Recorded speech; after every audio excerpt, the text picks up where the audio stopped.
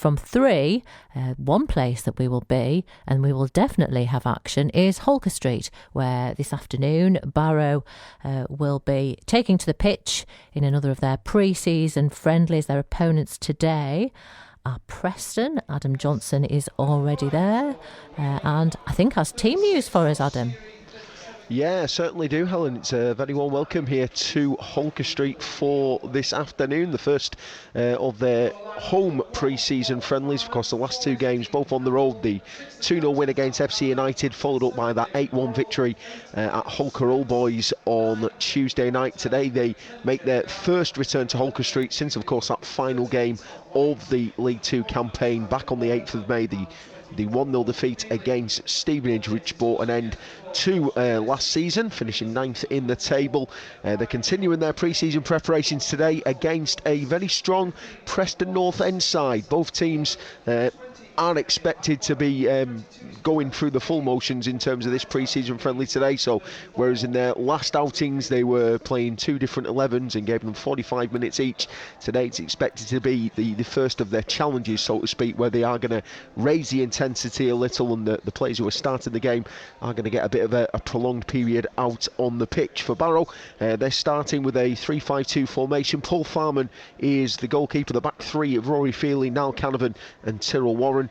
David Worrell, Dean Campbell, Tom White, Cian Spence and Elliot Newby expected to be in that 5-man midfield, with Jamie Proctor partnering Jed Garner up front. The substitutes for Barrow, Josh Lillis, Mazida Gungbo, George Ray, Courtney Duffus, Robbie Gott, Sam Foley, Emil Aqua, Ben Whitfield, and there are 2 trialists on the bench as well. For Preston North End, as you say, they've had a good start to their pre-season as well. 7-0 win against Bamber Bridge, followed up by a 3-0 win against Bruno's Magpies, and then a 3-0 win against Bury in their last pre-season outing. They themselves expected to be lining up with a 3-5-2 formation. Freddie Woodman in goal, the back 3 of Bambo Diaby, Patrick Bauer and Jacob Slater. Then it's a 5-man midfield of Brad Potts, Ali McCann, Ryan Ledson, Alan Brown and Robbie Brady, with Kit Nelson alongside Ben Woodburn up front. And again, a vast amount of substitutes for Ryan Lowe's side to choose from. James Pradich, Greg Cunningham, Jordan Story, their new arrival Will Keane, who joined from Wigan just this week. He makes his first appearance for Preston on the subs bench. Philippe Rodriguez, Cian Taylor, Cian Best, Noah Marwin, Josh Sheary, Caden Kamara and Mikey O'Neill completing the subs bench for Preston North End. Supporters starting to arrive here at Holker Street. The Preston North End fans, a good number of Preston North End fans making the trip here to Barrow for this afternoon's game. They have been allocated the entire of the Holker Street end, and they're still arriving in their droves. Plenty of Barrow fans here as well. Should be a good attendance. Of course, the new seated stands not yet been cleared for use, but I am overlooking, of course, the Brian Harris-Smith stand with the 2 seated stands either side of it. Certainly when the season gets underway, it'll look very, very impressive as soon as the supporters are taking up the places in those seated stands. Of course, the new additions here at Holker Street. But all eyes will be on the new additions on the pitch to see what Pete Wild's side can do this afternoon against a tough test championship outfit in Preston North End. They're going to be eyeing up their hopes of trying to get themselves into those championship playoff positions to try and get that promotion to the Premier League. So certainly it'll be a big test for Pete Wild and his side today, but it's what Pete Wild wants. He wants to be tested. He'll certainly get that this afternoon, and they hope to continue what's been a good start to pre-season for themselves. We will be back at Holker Street from 3 o'clock this afternoon to follow Barrow's progress. We'll also have all the latest from Borough Park, where Carlisle United will be playing against Workington Reds in their latest pre-season friendly this afternoon. Workington kick off also at 3 between Workington Reds and Carlisle United, and John Walsh has been chatting before the game to the Reds manager and former Carlisle United player, of course, Danny Granger, starting by asking him about the disappointment of the postponed, cancelled game, really, the friendly they were supposed to be playing against Morecambe on Tuesday, which had to be called off because Morecambe couldn't get enough players. Got a phone call off Derek Adams on Monday morning, just obviously saying that unfortunately due to injuries and sort of players unavailable. We just couldn't do the game, so we are looking at rescheduling it. We're hoping to get it in between sort of Ashington and Dunstan game, but whether that happens or not, we'll have to sort of see further down the line if both of us can get it in. So disappointing, really disappointing, but look, it's part and parcel of football. We've got to move on now. And it meant an extra training just on Tuesday and Thursday in preparation for this one, I suppose. Yeah, we had two. We've had a good week. The boys we'd done a home programme on Tuesday night, so we kind of gave them that little bit of a break away from the whole thing of it again, but they were all done the work at home, which was great. And then obviously we had a really good session on Thursday night. We're happy with where we are. We've unfortunately had some bad news this week regarding Danny Eccles. Danny Eccles has actually fractured his fibula, so he's going to be out of action for up to around 12 to 16 weeks, which is a big blow for us, and a frustrating one. But look, it's something we'll have to readjust to, and we'll keep monitoring the goalkeeping situation at the moment. Yeah, and goalkeeping situation today? Young Lewis Boyd, he's a lad that I think highly of. I think obviously he's done his scholarship with Carlisle United, got released in the summer there, but today he's in goals for us today.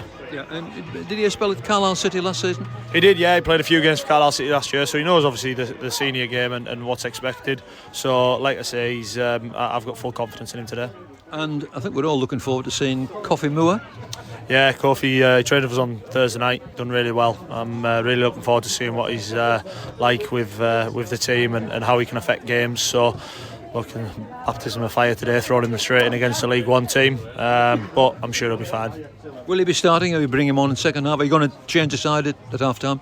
He'll be starting today. We'll make a couple of changes at half time. I think obviously we're quite low at the moment. We've got a couple of lads unavailable. We've got a couple of injuries. Dan Wordsworth's still not quite right. Dav Simmerton's, unfortunately, he's had an issue with his groin, but he's away at the moment with his partner. Stephen Riggs unavailable today, and Brad Hubble's away at a family wedding. So we are a little bit light at the moment. We have got quite a few young lads still involved, so we'll probably push the boys more towards the 60-minute mark, 75-minute mark today, and we'll try and get through to the end of the game. Trialists, any that we've seen before, are they back in today?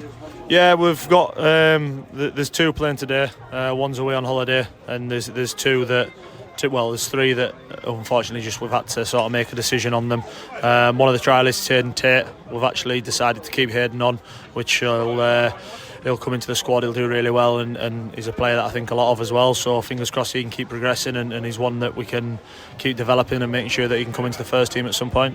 Danny, thanks very much. Speak to you after the game. Kick-off at Borough Park at 3 o'clock this afternoon. We'll go there just before 3 to make contact with our commentary team for the afternoon. James Phillips with Chris Lumsden and John Walsh. We'll be focusing mainly on football from 3.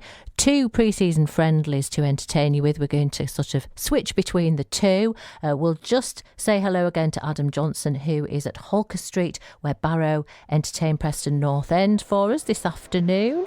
And Adam, looking forward to kick-off. Yeah, definitely, Helen. I think it's filling up nicely here at Holker Street. As I say, if you heard earlier on, Preston North End have got a great following come. They've been given the whole of the Holker Street end, and as I look across now, there's still supporters arriving, and they're stretched right across the Holker Street end behind the goal. They've filled the seated allocation, the 112 seats that are situated in the stand, and the terracing is starting to fill up nicely as well. So it all adds to what will be a good revenue earner for the club. To say it's their third pre-season encounter. This is the one where they're going to be kicking on in terms of their pre-season. So whereas the last 2 games they played 45 minutes each, 2 sides, this time round it's going to be more of a 60-30 split. So the starting 11, which is going to play for a good hour: Paul Farman in goal, the back 3 of Rory Fielding, Al Canavan and Tyrrell Warren, David Worrell, Dean Campbell, Tom White, Cian Spence and Elliot Newby in that 5-man midfield, with Jamie Proctor partnering Jed Garner up front, Josh Lillis, Mazida Gungbo, George Ray, Courtney Duffus, Robbie Gott, Sam Foley, Emil Aqua, of course the new addition who arrived during the week. He gets his first outing of pre-season, with Ben Whitfield and then 2 trialists completing that subs bench for Barrow against a very, very strong Preston North End side. They themselves are looking to kick on in terms of their pre-season preparations for the forthcoming championship season. It'll certainly be a good test for Pete Wild's side. We get underway very shortly. BBC Radio Cumbria Sport. We will be back at Holker Street probably in about 10 minutes or so time, but we're going to go now for our first live visit of the afternoon to Borough Park and meet up with our commentary team for this afternoon's friendly between Workington Reds and Carlisle United, and that is James Phillips, John Walsh and Chris Lumsden. Good afternoon. What a trio. Oh, good afternoon, yeah. Hello, Helen. Hello, everybody. Welcome to Borough Park live for this latest friendly of pre-season for both of these sides. A third friendly for Carlisle United, and it is Workington Reds, a step-up in opponent for Paul Simpson's side this afternoon, and it's a step-up in coverage as well, because we've got not only one but two expert pundits this afternoon. Chris Lumsden, I'll come to in just a moment. But first, John Walsh, how's pre-season been so far for Danny Granger's Reds? Yeah, started off with winning the Sharon Hocking Memorial Cup at Whitehaven, beat them 5-2, and then stepped up last week against Dumbarton down here. Lost 4-0, 2 late goals first half, 2 late goals second half. Made a lot of changes second half. The youngsters came on. Good performance for 40 minutes. But then Tuesday disappointment, James. The game with Morecambe here. Now a League side, League Two side, can't get a team. You know, what's wrong? What's gone on there? You know, so anyways, so there was no game on Tuesday, a couple of training sessions, and this obviously is a big step up for what we've seen before. Yeah, Lummy, something that they talked out as the teams come out in front of us, led out by Cumbrian Championship referee this season, Anthony Backhouse. Congratulations to Anthony for making the step up in the EFL. He leads out the two sets of players, Workington all in red, Carlisle in their new blue strip, which I am a huge fan of. But one thing we talked about on Out of the Blue this week, the Carlisle and Barrow podcast on BBC Sounds from BBC Radio Cumbria, was Morecambe not getting themselves a team together for the friendly with Workington on Tuesday. A League Two football club couldn't raise a team. Have you ever heard it? To be honest, surprisingly, yes. I think I've been involved with that a few times myself. A few clubs, managers get people in. They think they've got trialists that can fill the void. Suddenly, them trialists either aren't good enough, get injuries, or have went elsewhere, and suddenly you're down to the bare bones. And managers at this point of the season are really scared stiff of someone getting injured. And you've got to remember, Morecambe have had a bit of a clear out. A lot of people have left on frees of their choice. They've released a couple as well. But to me, it smells of Morecambe being really underprepared at this stage for the start of the season. Yeah, that's what it feels like, and that's certainly been a consensus on that one. The two sets of players out in front of us. I'm just looking through the Carlisle United lineup. We don't have the sort of first and second half team news as it was, just a long list of the Carlisle players. I think that looks to me like it's the try list in goal once again for Carlisle United. The two sets of players are lining up around the centre circle at the moment, and I think, John, are we having a minute's silence or applause? Billy Griffin, former Workington player, played in the league side, just died recently, so I think that'll be for Billy Griffin. So we'll find out whether it's to be a minute's silence or a minute's applause. Perhaps while we take this in here at Borough Park, maybe we'll take in the opening few moments in that Barrow Preston friendly with Adam Johnson at Holker Street, along with, I think, Jason Walker. Yeah, thank you very much, James. Welcome here to Holker Street. We are on the way. Barrow attacking from right to left as we look at it, sporting their new away kit for this season. The black shirt with the white and grey thunderbolts going through the middle of it, black shorts and the black socks. And Elliot Newby straight away attacking down that left-hand side. He's brought down. It will be a free kick to Barrow just in front of the halfway line. Over towards this left-hand side, Tom White standing over it. Looks like he's going to leave it though for Dean Campbell to take. Campbell will carry the ball forward, rolls it through into the penalty area, but just runs away from Elliot Newby. Goes out of play, and it is going to be a goal kick to Preston. So a great number of travelling supporters in that stand to the right-hand side of us, the Holker Street end, which has been given to Preston North End for this afternoon due to the a vast amount of tickets that they have sold for this game. The away seated stands, of course the new temporary stands that have been erected at Holker Street, at the minute just waiting the the ticks to be able to be used, but until then the Preston fans have been housed in that Holker Street end stand, and say a great number of them, close to, if not over 1,000 supporters in there. Fantastic for a pre-season game. Preston in possession on the halfway line with Babu Diaby, knocks it into the middle for Patrick Bauer.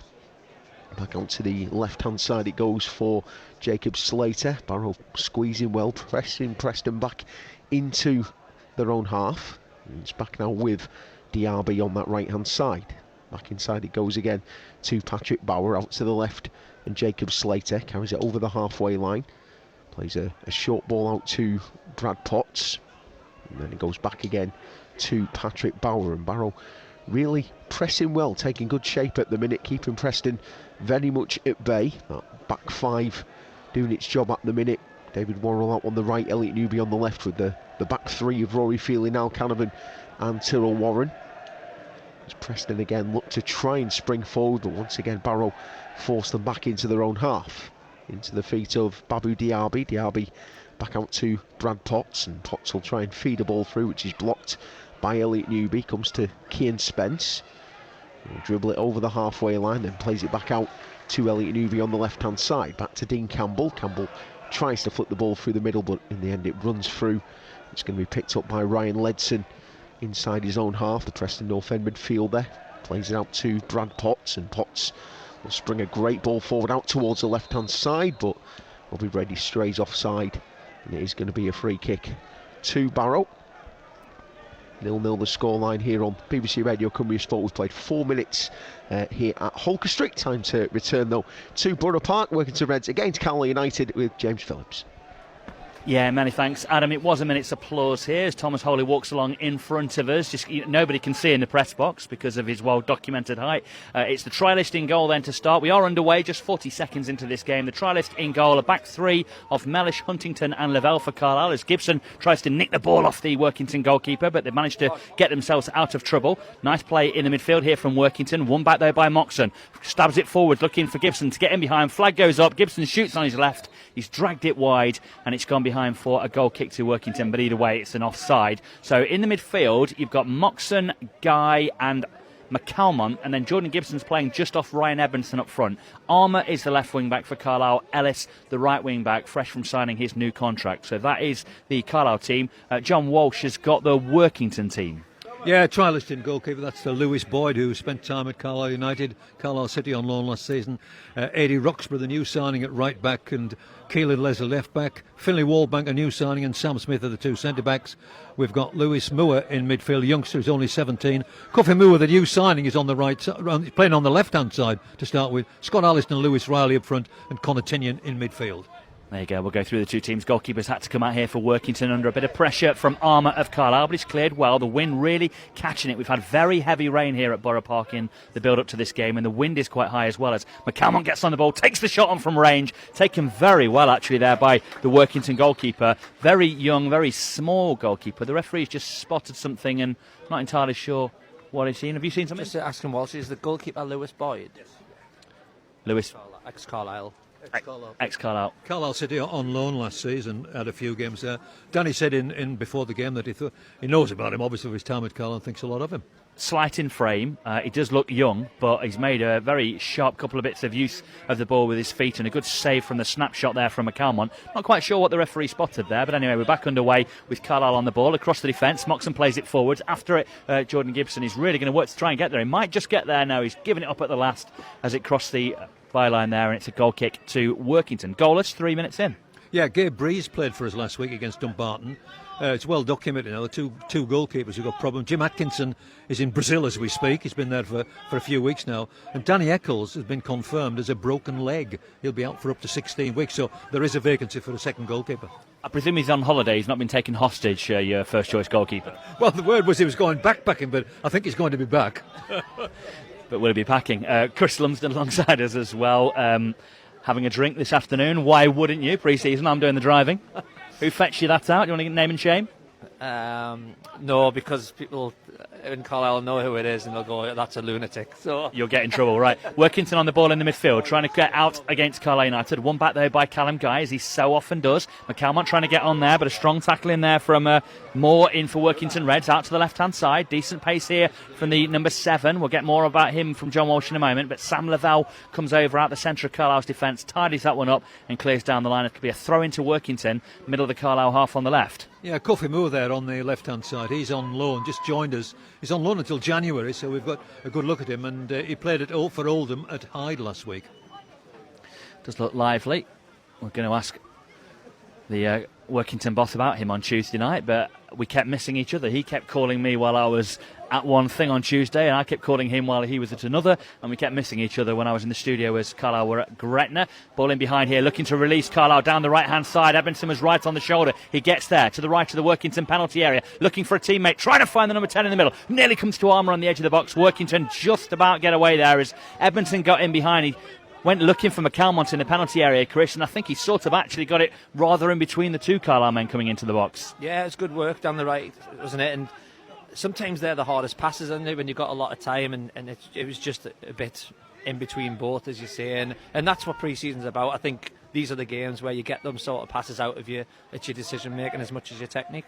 Moxon looking to thread a ball in behind there for Gibson to run onto, but the Workington goalkeeper Boyd comes out to gather, takes it very well. Someone's got something on one of their laptops down here. I can hear applause on one of them. Somebody got the tennis on or something like that? There's someone clapping away to our left. That's not in Borough Park as the ball goes back to the Carlisle on-trial goalkeeper, who lifts it out to the right-hand side, trying to pick up Ellis. Chests it down the line, giving chase after it, Edmondson. Defender tidies it back towards goal. Joe Garner just walking across in front of us, and I think he might be coming in to he's nearly kicked somebody's face off as he's climbed over the barrier to get a seat, actually. I think somebody from the Carlisle coaching staff, but 35 now. 35, he's not as supple as he was. yeah, got over that barrier very well, didn't he? Ball through the midfield here, looking for Edmondson. Flag goes up. Nice little layoff there into McCalmont, but he just strayed beyond the Reds' defensive line, had Ryan Edmondson. And so it is a free kick to Workington in the middle of their defence. Perhaps a sign of something we might see a bit more this year. The extra midfielder in there. At times they'll be able to drop into a 5-4-1 if they need to, but it's just an extra option rather than the two strikers all the time. Yeah, I think it's important to stress to the supporters, if you go 4-5-1, it doesn't work out defensively all the time. You can get people behind the ball, but when we played it under John Ward and Neil MacDonald and Simo, to be fair, we got men forward. It ended up being 4 and then me just in front of the back 4, and the rest of them were free to go and attack. So I seen people last year go 4-5-1 or whatever and really think we're going to go defensive, but you can turn that into attack very, very quickly. I mean, at the moment, this one has the potential, if Carlisle were under the cosh, to be 5-4-1. So, same again? Yeah. Well, we'll see. But as you look there, when we went forward, Guy was the only person in front of, Huntington and Lavelle. Ellis were forward, Mellish was forward, and then the whole midfield and forwards were up there. So, as I've said, if you've got the fitness to go forward and back, which our players have, we can be... when we're playing the big, strong teams in League One, we are going to have to be a bit careful and not open up, but we're still going to go on the front foot. Moxon just tagged a little in midfield there. The referee, Anthony Backhouse, spotted it. Nice ball out right-hand side. The left-back's done well for Workington to get that one clear. Down the line to that new winger that they've got on loan this season from Oldham. I'm right in saying on to John Walsh. Yeah, that's right. And it's Guy on the ball. Centre circle for Carlisle United. Gives it on to McCalmont. Thought about the early pass. Not on. Dinks it right-hand side looking for Ellis. Once again, the Workington fullback. Is it Keelan Leslie out on that left? Yeah, ex-Carlisle United, came with us 2 years ago and on loan, then he stayed and has joined us for the last 18 months. Good player. Yeah, he's doing very well out there, actually. A couple of balls that they've tried to isolate him and then put it in behind to the wing-back or a forward, pulling out that side, and both times he's dealt with it. Well dealt with as well by Lewis Riley up front for Workington, getting them in possession, then the ball forwards a bit too quickly back to front from the Reds, and it's easily jockeyed back by Lavelle to goalkeeper... a trialist for Carlisle United, wearing the number 13 jersey. His decent stature, could do with filling out a little bit more, I would say, for the rigours of the EFL, but it's good height on him. It's all relative, isn't it, when you're vying with Thomas Holy to get into goal, talking about height, in all truth, as the ball comes out of play for a throw into Carlisle on the left-hand side. He's been named the goalkeeper, Dan Langley. Down as Dan Langley, the goalkeeper, Chris. Yeah, ex-Newcastle. ex-Newcastle United, got released. Probably someone Simon Smith's had a little bit of a say in bringing in as well. So great size. Yeah, got to fill out as well, but that'll come with the age as well. I can stop referring to him as a trialist for the first time, which is quite nice. Out on the right-hand side, good footwork from Gibson. Plays it into Edmondson, driving into the area. In fact, it was Moxon actually looking to get onto that one. It was really good tracking back there from Bobby Carroll, putting it behind for a corner. But you suspect when it's at the feet of Owen Moxon, it could have been worse were it not for the corner. Yeah, did well, Bobby Carroll. He was Young Player of the Year at Workington last year. Former Everton player who thought a lot of him, but had a bad injury. Came back at Chorley 18 months ago. We got him last season, and he did very well for us. Good player. Just looking on the team sheet, Chris, for the other trialist, the Borough lad. But don't see him on there, so I wonder if it's out of the frame. We'll find out in a post-match from United on that situation, or whether he somehow features, even though not on the team sheet. Corner in for Carlisle, headed up and away, might drift behind for another corner to Carlisle, drops towards Jack Armour, tries to head it into the area, somewhat clobbered. And what is is he giving a free kick right on the outside of the penalty area there, or is it a corner? Can't quite see what the ref's giving there. It might be a free kick, because as Armour jumped and won the header there, the Workington defender went straight through him and into him. It was not one that you necessarily see every time in a pre-season game, but perhaps that is what they've asked for. They've asked for the referee to referee it like a league game, John. Yeah, I don't think there's any doubt it was a foul, and dangerous position. Pre-season, you don't often see free kicks for that, though, do you, Lummy? No, not really. But I think it's for the referee as well, isn't it? He's getting himself ready for league football, so he'll do it by the book, which he would do in league games. And it is Anthony Backhouse in the Championship this season. Fantastic achievement for him to get there. Hopefully it inspires other Cumbrian referees as the free kick's clipped into the area. Carlisle looking to attack it with Huntington, who got high, but under the ball. It might have been Edmondson actually got onto that one. Huntington's actually wound up on the left wing here, trying to send the ball back into the Reds penalty area, but Workington clear it. Guy can control, sends it out left-hand side now to McCalmont. Has a little look around and shovels the ball square to Gibson across the centre of the Workington midfield and out to the right-hand side. Moxon is with it, gives it back to Gibson down that right-hand side, being stalked by two Workington men. Little threaded ball inside, just read there by Workington, and they'll try and clear. They're under pressure in there, and in the end it's out of play off the Carlisle man. Good work from Bobby Carroll to get the throw-in for Workington, because it was just a little bit of renewed Carlisle pressure there, Chris, just trying to feel their way through, start to work the angles and almost work out how this 5-3-1-1 is working for them. Yeah, but I think that's a good bit from Carlisle, and what Paul Simpson will be pleased with.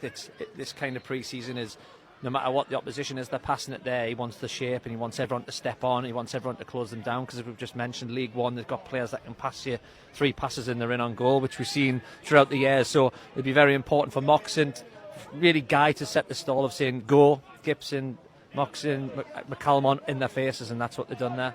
I really hope Carlisle are up to speed. I really hope they get what they need out of pre-season to be ready to hit the ground running against Fleetwood in that opening game, because I think if Carlisle are competitive, I think the fans are in for a real treat this year. They will notice a marked difference in the level of quality. Yeah, and I think the good thing is for Carlisle is there will be. Paul Simpson knows how to get a team fit and organised. And that was a massive thing in League Two. I know it sounds obvious, but that was the thing that we were. Oh, hang on, lovely ball forwards here from Guy to the edge of the area, and I think the offside flag's just gone up against Armour as he went forwards. It was a lovely struck ball from the right centre of the circle in the middle of the pitch out to the left wing there. Armour running onto it, couldn't quite stay onside. Free kick to Workington. Sorry, Chris. Yeah, no, great ball from Callum Guy, but as I'm saying, if you're fit, you're organised. League Two, that works with a bit of quality. But I think a lot of these players will like League One better. You get a bit more time on the ball. You've got to work at that little bit harder, which they can. And I just feel they'll be playing on better surfaces, better stadiums, and that gives you a lift as well. So I feel momentum and the confidence that they have will see us in good stead this season. Workington just trying to press at Carlisle. We're off to the Barrow game in just a moment, but Workington looking to get in behind here. Carroll running into the area, going out from left to right, taking him over towards the byline. Strong tackle from Mellish. Out of play goes for a throw into the right of the Carlisle penalty area. And so with it being 0-0 here, Workington against Carlisle United. There you go. Let's cross and find out how things are going for Barrow against Preston with Adam Johnson. Yeah, welcome back here to Holker Street, where Still playing in the first half here. We've played 16.5 minutes. Barrow leading by 1-0. The goal coming on 5 minutes. It was a good move. Tyrrell Warren playing the ball down the left-hand side. Elliot Newby got in behind, ran out of room a little, knocked it back to Dean Campbell, who threaded a great ball through to Jed Garner inside the penalty area. Had an opportunity to shoot, unselfishly knocked it across to the back post, where David Worrell was there to tap it into the empty net to give Barrow that 1-goal lead. And so far, faring very, very well inside the opening encounters of this game here at Holker Street. A very strong Preston North End side. And then Preston in possession inside their own half. It's not back to the goalkeeper Freddie Woodman, who sends it long out to the left-hand side. Missed control by Jacob Slater. Goes out of play for a throw into Barrow, which David Worrell is going to be the man to take on this right-hand side, leading by 1-0, attacking the Steelworks end of the ground in the first half. In possession now with Jed Garner, takes it right by the corner flag, tries to cross, blocked off, cleared away, comes down to the halfway line now for Kit Nelson for Preston, who turns now Canavan, knocked into the feet of Bed Woodburn, and now it's out to the left hand side with Jacob Slater. Inside it goes to Patrick Bauer, just behind the halfway line now for Preston. Out to the right hand side in Barrow Diaby. Potts, ball sent forward there by Ryan Ledson into the right hand channel, but Tyrrell Warren's there to tidy up, clears it away out of play for a throw in to Preston just in front of the halfway line. Still 1-0 to Barrow here on BBC Radio Cumbria Sport. We've played 18 minutes in this first half. Torrential rain still continuing to fall down on Holker Street as the ball threaded through the middle. Good block there by Dean Campbell. Now Keane Spence gets it back to Niall Canavan, who scoops the ball clear only into the feet of Patrick Bauer. A little back heel there by Robbie Brady, but Barrow again managing to squeeze Preston back into their own half. Gets the ovation from Pete Wild out on the edge of his technical area. Brad Potts, inside it goes now to Ali McCann. Just looking for an opportunity to send it forward, but again that pack of black shirts just squeezing Preston back onto the halfway line. Robbie Brady now will try and ping a ball forward, but it goes too far there for Brad Potts. Carries out a play, it will be a goal kick to Barrow as Paul Farman just awaits for the ball to be knocked back onto the field for him to take it. So it's been a good opening encounter for Barrow inside this first half. Certainly had the better of the opportunities as well. Another couple of half opportunities that they've had on the back of that opening goal from David Worrell.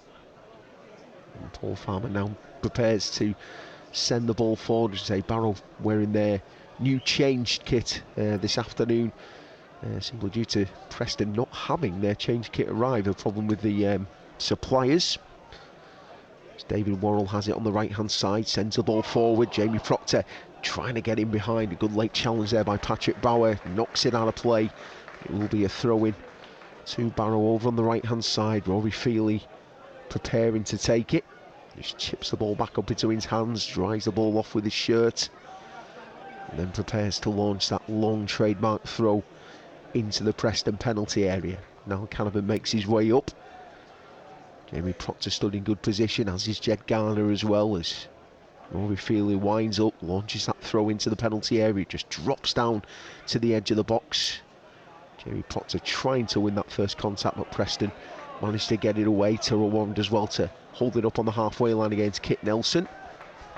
Back into the Preston half it goes, but it's Preston North End who come forward with the ball. Robbie Brady out on the left hand side, just holds it up, knocks it back into the feet of his captain Alan Brown, and now it goes back out to Brady, who delivers a good ball into the box. Paul Farman came a long way, couldn't get there. Shot comes in, blocked on the line by Tyrrell Warren, and eventually Tyrrell Warren there again to head it clear. Great bit of defending there for Barrow. Back into the penalty area it goes, and in the end Dave Worrell's there to just carry the ball away. Paul Farman was caught out massively with the cross. It was Brad Potts who got his first header onto the ball. It was cleared only as far as the edge of the box, and Bed Woodburn got the shot away. It was very well blocked by Tyrrell Warren on the goal line. Close as Preston have come to breaking their own deadlock here, and Tyrrell Warren doing well to keep it out, keep it at 1-0 to Barrow. Tom White throws it back to now Canavan. Now back into the feet of Tyrrell Warren. Sends the ball forward. Elliot Newby tries to flick it through the middle. Preston clear. Back into the feet now of Cian Spence, who gets it out into the Rory Feely on the right. Now David Worrell turns. Back it goes again to Cian Spence. His ball forward intercepted by Alan Brown, and Preston come away with the ball again to Bambo Diaby. Onto the halfway line it goes again there, and Brad Potts back to Diaby. Into the middle it goes, and Patrick Bauer just plays it out to the left hand side, picked up by Jacob Slater. Out to Robbie Brady. It was his great delivery which caused problems for Paul Farman. Into the middle it goes again now, and Alan Brown carrying the ball forward, the Preston skipper. Into the box it goes, looking for Brad Potts, heads the ball down into the feet of Woodburn. Woodburn shaping up to shoot. In the end he had to play it into the middle, and Barrow once again defend it well. Tom White gets fouled, and it will be a free kick to Barrow on the edge of their own penalty area. Still leading by 1-0 here on BBC Radio Cumbria Sport. Pre-season action, we're just over the midway point in the first half here at Holker Street.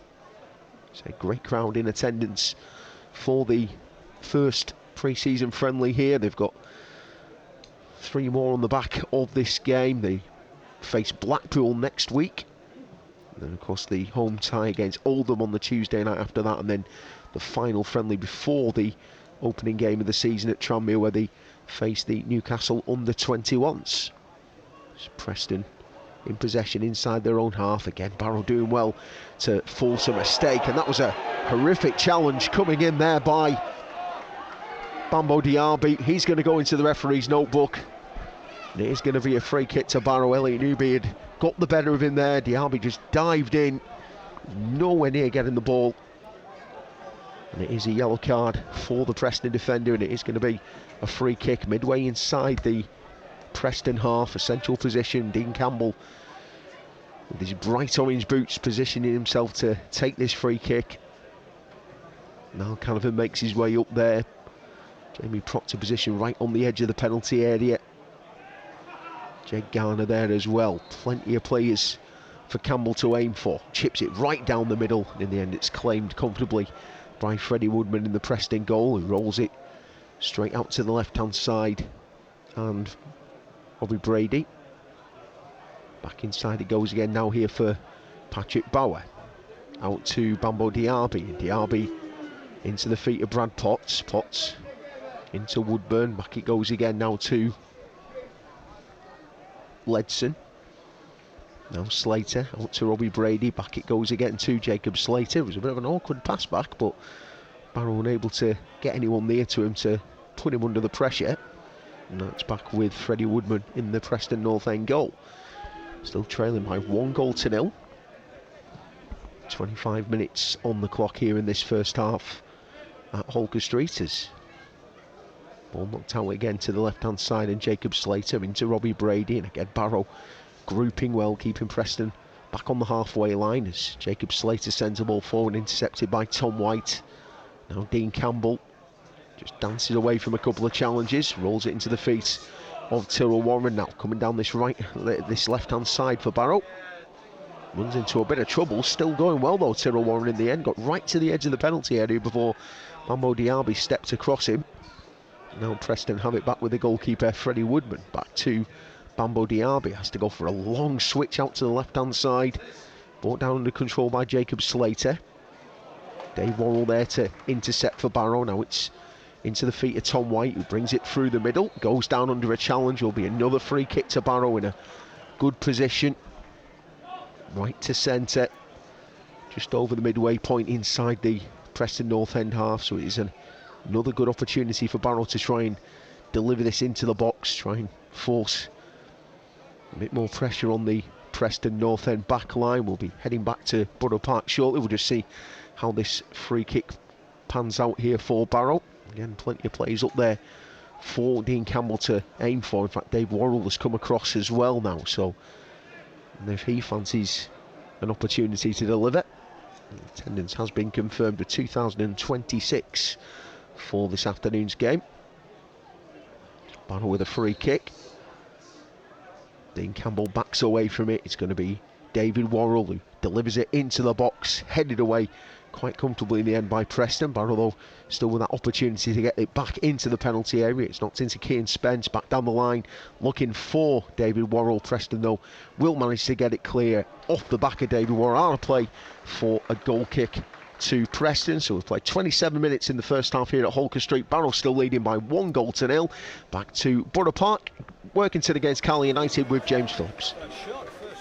And first shot of the game was just flashed across the face of goal for Workington Reds. Just wide though. Goal kick to Carlisle United, 0-0. Carlisle just in the last few minutes had their best chance. Owen Moxon firing over the bar after a bit of slight overplaying at the back from Workington. United nicked it back, worked it to Moxon on the edge, but he was leaning back. One that absolutely reeked of pre-season from Owen Moxon a few minutes ago, Chris. Yeah, he's, this is what we're all about. We got sorted. We talk about little things about pre-season. A lot of people talk about fitness, but it's like anything. You need to get every sort of aspect going. I think the fitness is the easiest bit now. I think it's the touch, the presence of mind, and also working on your formation and all that, and how you're going to have these little combinations. Because Edmondson at this pre-season, a lot is linking off him, isn't it? I know he'll be judged by goals, but I think he's been a very good target man. In a couple of goals I've seen, he's had a hand in them. Fantastic turn from Moxon in the midfield, gets Workington set off. Mellish takes it into the area on his left foot, cuts it back, looking for Edmondson, but he's found a red-shirted Workington defender. It was nice play again from Carlisle United, though. Moxon at the centre of it. We've also seen some really nice footwork from Lewis Moore in that midfield for Workington Reds in the last few minutes. Just hearing a bit more about him. He's been in the development team a couple of years, John Walsh, and only just turned 17. Yeah, 17 2 weeks ago, and Danny Granger thinks a lot of him. Thinks he's going to be a real superstar as far as we're concerned in weeks and years ahead. Keeps playing like this in this game. There might be a few others think he's going to be a superstar. Here come Carlisle on the right with Ellis. Cuts it back for Moxon. Little clip back, falls to Gibson on the edge of the area. Repelled by Workington again. Moxon keeps it alive. Out to Jack Ellis. Right wing back for Carlisle. Crosses into that Reds box. They turn that one away. Throw into Carlisle United. But very lively at the moment. Good play from Workington to get that shot. Riley put it wide just a couple of minutes ago. We're in the 26th just now. It is still nil, but a little step over from the man who's come in from Oldham, the number 7, Kofi Moore. Let it run through to Riley. Could have passed once more out to the left, but decided to back himself and take the shot on. This time he dragged it wide. His hold-up play along with Scott Allison has been good so far in this match because they're playing against some top-class centre-halves, Lavelle, Huntington and Mellish, and they've really worked them today. Yeah, that's the game. Lewis Riley is not the quickest, but not the most mobile, but he's very, very good at holding the ball up and bringing his partner into play, and that's what he's been trying to do this afternoon in the times that we've had some ball up top. Yeah, bringing the ball down nicely, looking to switch it out to the new right back, Roxburgh, this season. Just trying to get it down under a bit of pressure now from Jack Armour, so just sends it down the line, finds a teammate, chance to get it in behind, up the Reds, shouts a member of the Walsh family, was it? Foul on Moore there. The young lad made a nice ball back, and as he was going past, I think it was at the number 3, brought him down. Wasn't a Sean Walsh just went past shouting up the Walsh, was it, by any chance? Oh, it might have been, yes. He likes to get onto the airwaves, does your boy. But it could be anyone in your clan. I mean, half of this ground's got some association with the Walsh family, haven't they? Well, we've 5 generations watched the club, so I mean that's our claim to fame. There may be only one John Walsh, but there are plenty of Walshers. On the ball here on this near side, a free kick then to Workington. That man we've been talking about in there, Lewis Moore, having a really lively game. The 17-year-old in the heart of the Reds midfield. Him fouled, so it is a chance for Tinian to swing the ball up towards the edge of the Carlisle box. Lifts it up well, it's a nice one. Goalkeeper doesn't come for it, leaves it to his defence to clear. It was never really on for the goalkeeper. Another head on there from Edmondson, but the midfield just not quite getting up with him, so Workington tried to come forward against Carlisle again. Mellish working Riley well. Roxburgh, the right back for Workington, snaps in with a tackle, but Carlisle pick it up through McCalmont. Then Guy, neat passing, finds Armour, option down the left. It's a heavy ball. Mellish would have had to work absolute Zidane wonders to kill that one, and he didn't. Throw into Workington. Yeah, it's the right idea though, isn't it? It's a tough one. It's again, the elements are against them a little bit. Mellish, as you say, has got to do well, but the right idea is there. And as I say, as pre-season progresses, that Paul Simpson will be happy with what they're doing. The intentions are right, aren't they? If he'd have managed to kill that ball from behind his back on the back of his right heel, I think Chelsea would have been in for him, wouldn't they? Yeah, it would have been some sort of skill, but no, I think it's been a good friendly for both again, and that's been the good thing about pre-season. Every friendly, we're getting something out of it. Looks like a corner then as the end of all of that. It's hard to see down the touchline. A lot of hooded heads watching on in our way. I think it is going to be a Moxon corner for Carlisle. Gibson's come short. A lot of rain coming down on the fans around us. Might get another iconic picture here at Borough Park as the corner swung in at the near post. Huntington trying to get onto it. Flashed the studs. Referee felt it came off the Workington man though. Had a little think about whether it was a bit of raised boot there from Huntington, and he's just gesticulated. He felt that the Reds player had their foot up as well, so he's just gone with a corner to Carlisle. I'm looking over there, Walshy, to see if the granddad and granddaughter, was it, or grandson? Is that them out on the terrace up there? It could be, but that's where they usually stand. That's the vantage point. Famous picture that now, isn't it? Oh, it's a wonderful picture. Great picture of football and what it means to fans to go and watch no matter the weather. Here comes the corner to Carlisle, to the back post. Goalkeeper got caught in no man's land, and in the end headed back over their own bar by Sam Smith there. The goalkeeper did that fateful step forwards, Walshy, then had to retreat and was left nowhere near. Yeah, he wasn't. No, he was making a valiant attempt to get there, but it was going wide from Sam's head. But Smith did well. Yeah, he did well under pressure, so corner on the far side now. Armour's going to come over and take this one for Carlisle. A bit of sustained pressure for United with these corners. 30th minute as this one swung in. Goalkeeper's got a decent enough hand on that one. Again, positioning slightly off there. This is where you learn about it. He's playing against really experienced professionals here, and he's just sort of finding the right positions. Is that somebody maybe shouting, don't go too early to him there, perhaps, in terms of committing to go for the ball and then winding up just slightly under it? Moxon with this corner then for Carlisle. In towards that back post. It's gone over. Everyone might just drop in. Oh, just dropped onto the foot of Armour, I thought, and went behind. But again, the officials feel it was a corner, and it's, what is this, the fifth in quick succession? It's only four. It might be five. I thought it was four. But yeah, they're really putting the pressure on at the moment. They really are. Armour with this latest one, taking us into the 31st minute. I feel like we've been having about 3 minutes of corners here. We've been practically on corner since Adam Johnson crossed to us. Ball in towards goal. Workington get this one clear in the first instance. Squeezed towards goal by Huntington for Carlisle and then fired away. And I think it'll be a throw-in to the left of that Reds penalty area. Mellish has come over to try and take it. Plenty of instruction coming from that Reds bench at the moment as they try and get clear here. Carlisle fancying that this might be their moment to take the lead in the game. It is still goalless here on BBC Radio Cumbria Sport, the home of Mike Zeller at breakfast, as Jordan Gibson spins on the ball, looking for a teammate. Out it comes to McCalmont, going back towards halfway, and he sends it to Paul Huntington, lean captain for Carlisle United, taking a ball. Gives it to McCalmont, into Guy, under pressure now in the midfield from Carroll of Workington. Back to United's trialist goalkeeper, who's been named as Dan Langley today. And the ball cleared away down the left-hand side, and I think in the end it will drift behind, and finally it crosses the byline without being Carlisle's ball, and it's a goal kick to Workington, and a little bit of a deep intake of breath there from the Reds players, I'd have thought, Walshy. Yeah, definitely a bit of pressure there. 4 or 5 corners in rapid succession, but generally I think Danny Granger will be pleased with how Workington have stood up to a bit of pressure, how they've knocked the ball around, how they've kept the ball well, and particularly under pressure they've used the ball well. Just trying to play their way out of defence here, and they've got it up to Kofi Moore on the left-hand side. Then Tinian pings it on in search of Riley. Huntington wins the header over him, though. Gathered in the midfield now by Moxon. Slightly loose touch, but he managed to recover it. Gives it out to the left of United's back three with Mellish. Onto Armour on the left touchline. Looks down the line for Gibson. Steps ahead of his man and takes it off him. Nice little scan over his shoulders as he receives the ball there. Just the sort of thing all good young footballers should take on in the game. Just always checking what's around you as the ball approaches.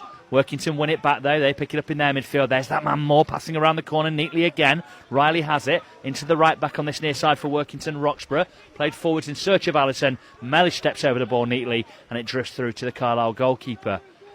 That number 6, Chris, in midfield, the 17-year-old, he's got a bit about him for Workington. Yeah, he's doing well. How old is he? Sorry. 17. Yeah, I thought he looked young, but excellent at the minute. He's, as you say, awareness, good passing. When he fills out and gets even stronger, going to be a really good player. You can tell he's used to playing on the half turn, can't you? Because he's not just passing in, forwards or sideways. He's looking for those angled balls around his men to cut the lines in the midfield. Very impressive for him so far. That is young Lewis Moore in the midfield for Workington. Still goalless though here at Borough Park. 33rd minute of this game. Let's check in on Barrow against Preston with Adam Johnson. Yeah, welcome back here to Holker Street, where 36 minutes played. Barrow have just got another corner here, and it comes during a good spell of pressure for Barrow. Elliot Newby just flashed one just across the face of goal just moments ago, just and so avoiding the foot of Jed Garner as he stretched in, and then Jamie Proctor just put a ball across, which is put behind for the Barrow corner. Comes into the box, headed down by Tyrrell Warren, and again Preston managed to get the ball clear. It's picked up by Tom White on the halfway line. Now it's back with Paul Farman in the Barrow goal. Sends it out to Dean Campbell over on the left-hand side. Back it goes again to Farman. Takes it outside his penalty area, then sends a long ball forward, which in the end will go flying over the top of the Brian Arrowsmith stand roof, and on a play it goes for a throw-in to Preston. Just in front of the halfway line, still 1-0 to Barrow here on BBC Radio Cumbria Sport, the third pre-season outing for Barrow as part of their preparations for this season. As Brad Potts knocks it into the middle, and his captain Alan Brown, and again Barrow managed to force it back to Freddie Woodman in the Preston goal. Back onto the left-hand side, and Jacob Slater takes it to the halfway line, then plays a short ball into the feet of Robbie Brady. Back it goes again to Slater. Now Patrick Bauer being put under pressure, gets it back to Freddie Woodman. His ball goes out to Slater on the left-hand side. Now it's with Robbie Brady, who again tries to turn up against Dave Worrell. Dave Worrell in the end fouls the Ireland international, and there's going to be a free kick taken quickly into the feet of Ben Woodburn. Woodburn will send a ball out to this left-hand side, and Brad Potts, who brings it down on his chest, touched it into the middle, and Alan Brown, and Brown again approaching the edge of the Barrow penalty area, being put under pressure by Tom White. Manages to knock it into the middle, and Tyrrell Warren's there to tidy up for Barrow. Clears it on a play for a throw-in to Preston, which Bambo Diaby takes quickly. Gets the ball back again on this right-hand side. Still 1-0 here. There has been a goal, though, in that game at Borough Park between Workington and Carlisle. Which way's it gone, James Phillips? Oh, it's gone to Carlisle, and it was an absolute beauty from young Jack Ellis. Only 19, just signed a new 3-year contract with Carlisle. Ball from the left-hand side of the Reds' penalty area. It looked like Edmondson was going to try and flick it on. As he got to it, he sort of ducked under, and Ellis took it on the volley. First time back across the face of goal into the bottom corner. Gorgeous strike from the youngster. Carlisle United leading by a 1-0 in the 35th minute here at Workington. Yeah, back here at Holker Street, 39 minutes played, still 1-0 to Barrow. Preston coming forward though on the left-hand side with Jacob Slater. Good bit of defending there by Rory Feely. Clears down a play for a Preston throw-in. Taken quickly out on this left-hand side into the feet of Alan Brown, and the Preston captain just looking for an opportunity to deliver. Eventually he will send a deep cross into the box. It's too deep in the end though. Runs out of play, and it is going to be a goal kick to Barrow as we approach the closing stages of this first half here at Holker Street. Barrow still leading by 1-0. That goal coming on 5 minutes. David Worrell it was, grabbing his first goal of pre-season for Barrow. A good move down the left-hand side, which involved 4 players before David Worrell eventually tucks it into the back of the net to give Barrow that 1-goal lead. And they've certainly looked worthy of it. They've created chances. They've certainly asked questions of this strong championship outfit. This ball cleared forward by Paul Farman. It's headed away by Ryan Ledson. Back into the Barrow half now. Canavan with a short back pass there, which Woodburn manages to catch, but Paul Farman dives out to save it with his feet. Cleared out of play for a throw-in to Preston North End. Which is going to be taken here by Brad Potts. Midway inside the Barrow half on that left-hand side. Throws it into the middle. Trapped very well there by Woodburn. Gets it back into Brad Potts. Now a short pass into the feet there of Jacob Slater, who takes a scuffed shot from the edge of the box, and then it'll trickle through out of play for a goal kick to Barrow. No dangers at all there for the Barrow keeper Paul Farman, who just gathers the ball up, carries it across to this left-hand side. He's going to take this goal kick here. Tyrrell Warren just offered that short approach, but I think this is going to go a lot longer. Newby just positioning himself on the left. David Worrell pushes up and then eventually makes a sprint back closer to Paul Farman, but it is going to be That long ball forward through the middle, looking for Jed Garner. It's cleared away, comes to Tom White. Jed Garner trying to bring it down under control. Now it's Cian Spence who hits it into the right-hand channel, being chased down there by Jamie Proctor, keeping the pressure on Jacob Slater, who tries to turn. In the end, it is going to be Proctor who gets possession, knocks it into the feet of the goal scorer Dave Worrell. Turns back out to Proctor on the right-hand side, holding the ball up well. Plays it into the feet of Dean Campbell. Back it goes again to Jamie Proctor. Now Cian Spence, edge of the box.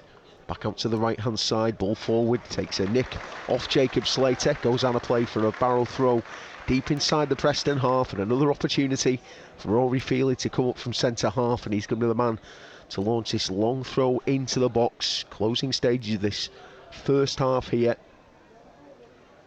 My watch, we've got about 3 minutes plus stoppage time remaining. As Rory Feely again dries the ball off with his shirt. He's going to launch this long into the Preston penalty area. Dean Campbell attacks it. In the end, it flicks off a Preston play. Goes on a play. It's going to be a corner to Barrow out on the right-hand side. Pressure continuing here from Pete Wild's side as Dave Worrell gathers up the ball, and he's going to deliver this into the box. Preston with everybody back to defend. Barrow have plenty of bodies forward as Worrell sends that corner into the area. Rory Feely attacks it, heads the ball down, just doesn't quite land for a black shirt. Till Worrell will stab it towards goal, shouts for handball, referee waves it away.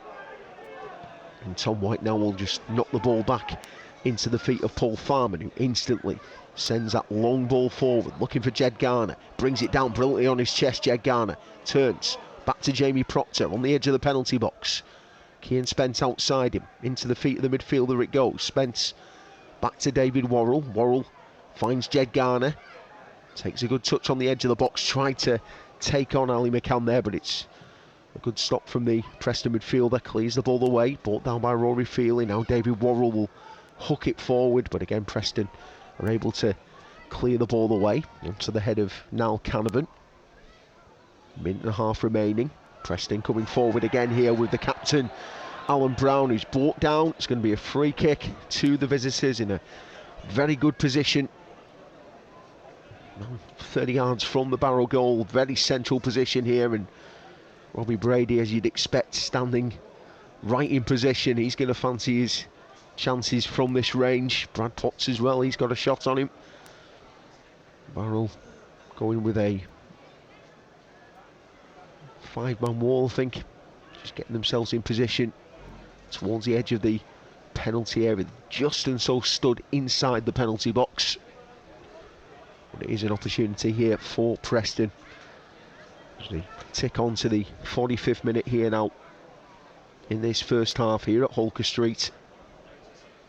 Preston North End, who have very much been kept at arm's length for the majority of this first half. They have had a couple of good opportunities. Paul Farmer making one good save, Tyrrell Warren clearing one off the goal line just before.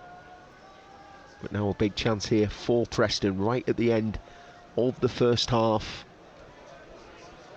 Referee just going through his final checks, making sure everyone's in the correct positions, just eyeing up over the ball. There's two men stood over it. It's Robbie Brady who bends it goalwards. It's a great save by Paul Farman, and David Worrell will get across to tuck the ball away and a play for a throw-in to Preston. And Paul Farman gets the ovation, not just from the supporters but also from his teammates there.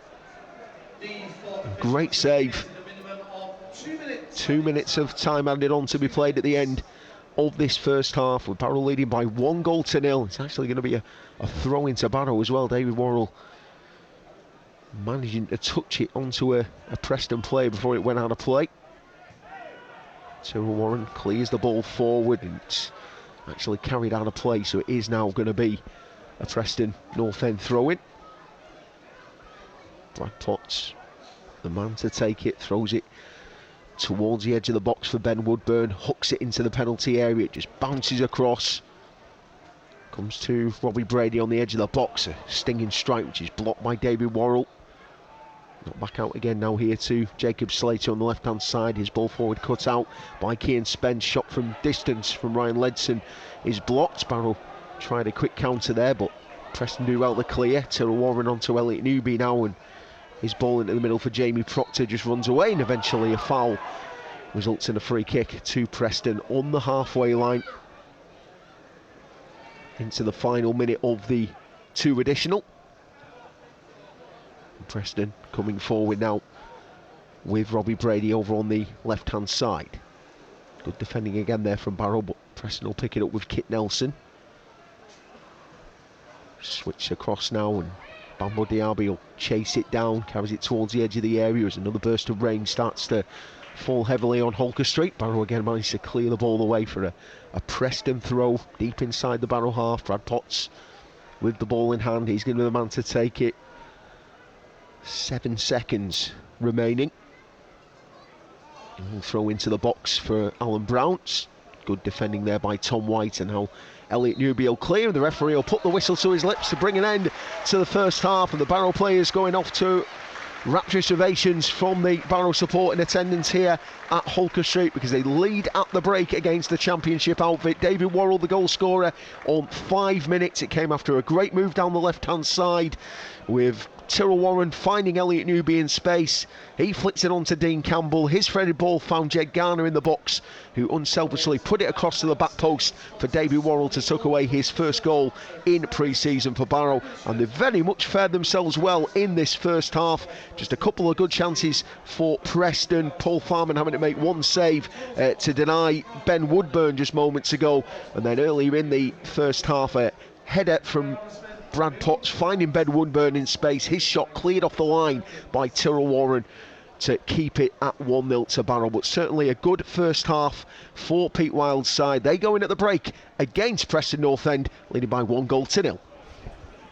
Yes, and welcome back to Borough Park, where Workington just on the attack here, and a free kick just given. I'm not sure, is it drop ball maybe? Did it hit the ref? Yeah, so the ball going to be dropped here to Callum Guy. Carlisle leading 1-0 as you rejoin us here, as you heard the goal coming from Jack Ellis in the 35th minute. We're now in the 45th, so almost on half-time as Carlisle look to break forwards here. Ball in towards McCalmont. Sent out left-hand side. Edmondson's gone offside. I think he made the run looking for the pass there from...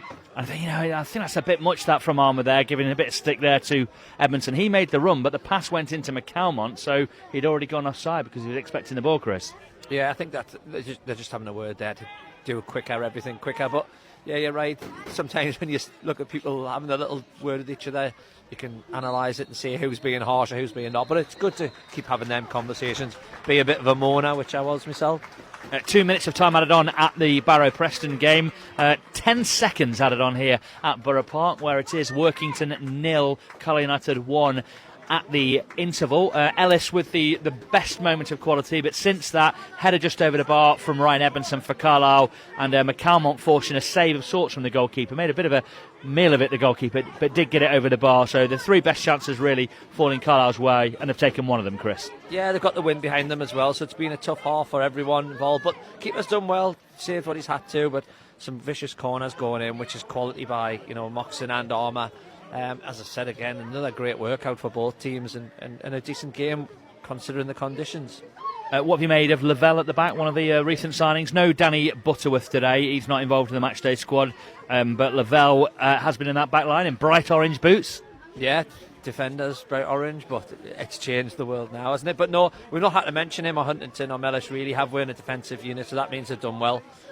So that means that they've not been tested as much, but I think this half will be a bit more lively with Workington going down the hill as well. We're not sure that we'll see a complete change at the interval, whether they'll maybe go to the hour here. Yeah, I think it's an hour, and then a few more people coming on, and then we'll start to get the changes. But yeah, I think a few more people are going to do an hour today. Not sure who at the minute, but we'll see soon.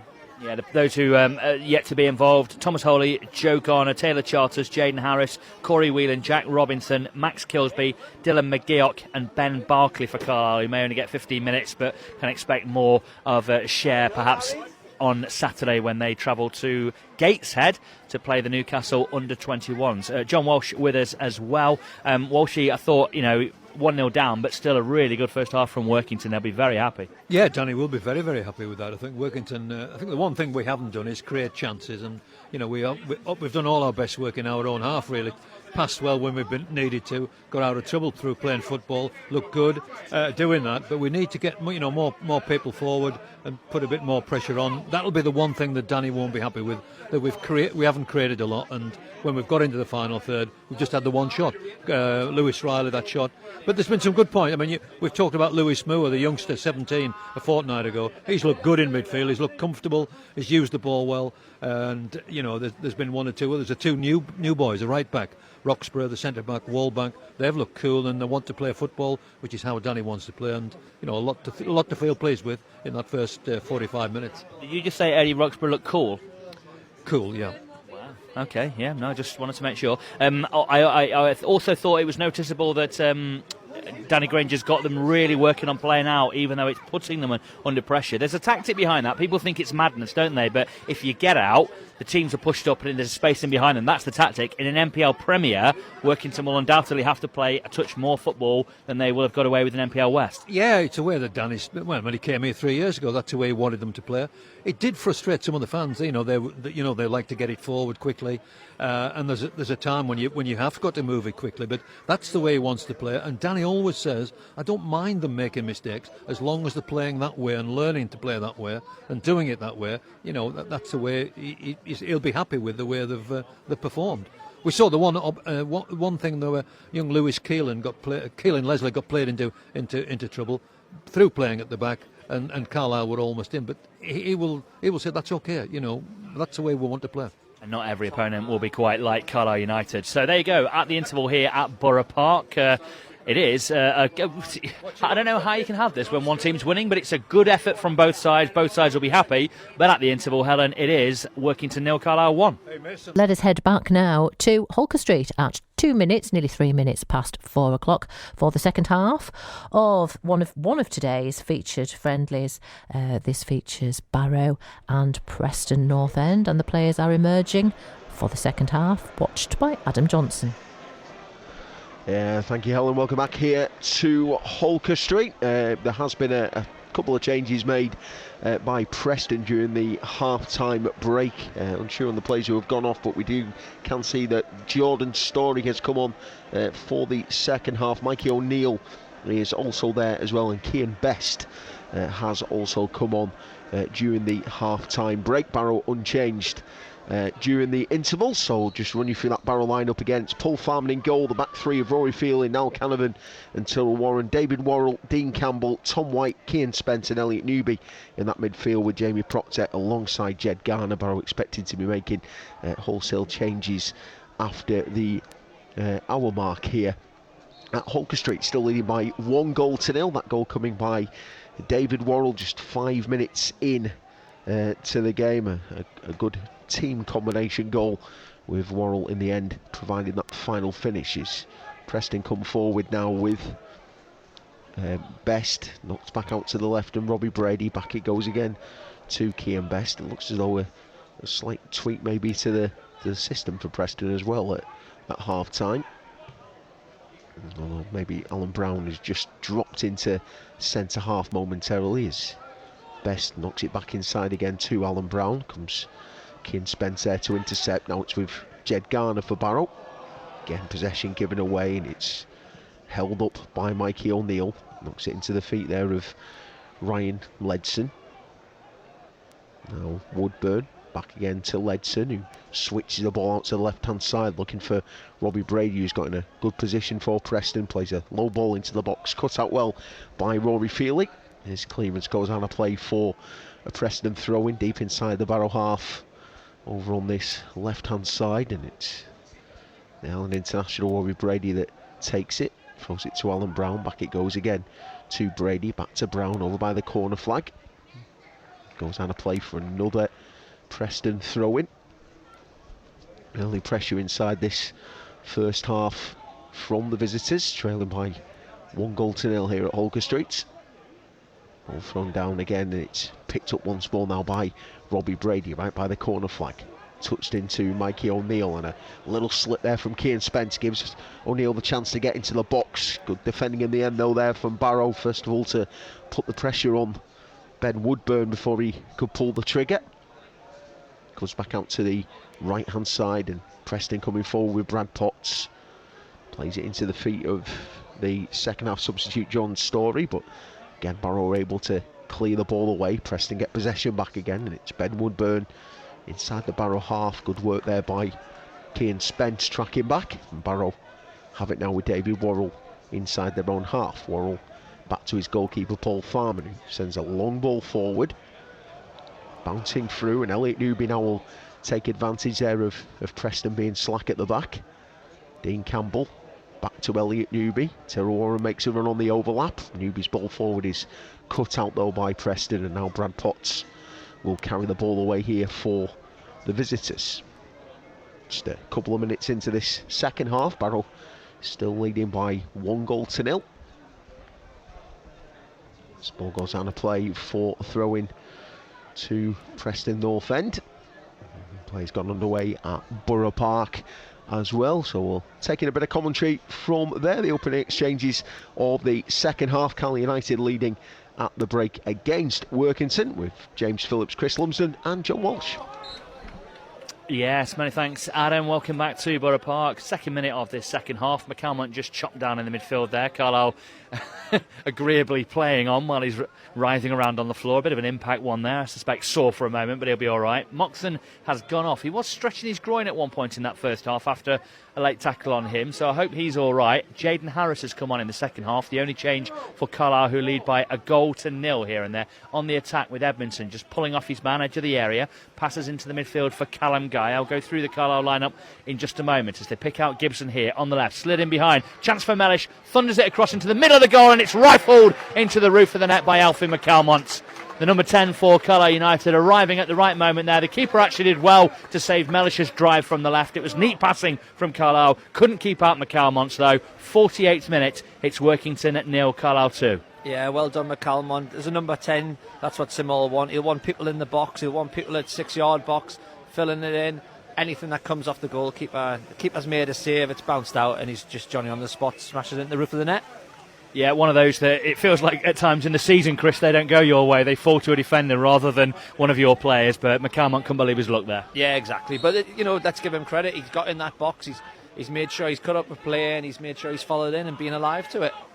Yep, Johnny on the spot he was, and it's 2-0 to Carlisle United. Ellis and McCalmont with the goals for Cumbrians, one in each half at the moment, and they're back on the ball here with Mellish. Lines it up to McCalmont, edge of the area, just takes on the shot. Bit of a daisy cutter, behind it goes for a goal kick to Workington. So it's the try list who's been put on the team sheet as Dan Langley, former Newcastle goalkeeper, in goal for Carlisle today. Ellis and Armour are the wing-backs for United. The back three, Lavelle, Huntington and Mellish from right to left.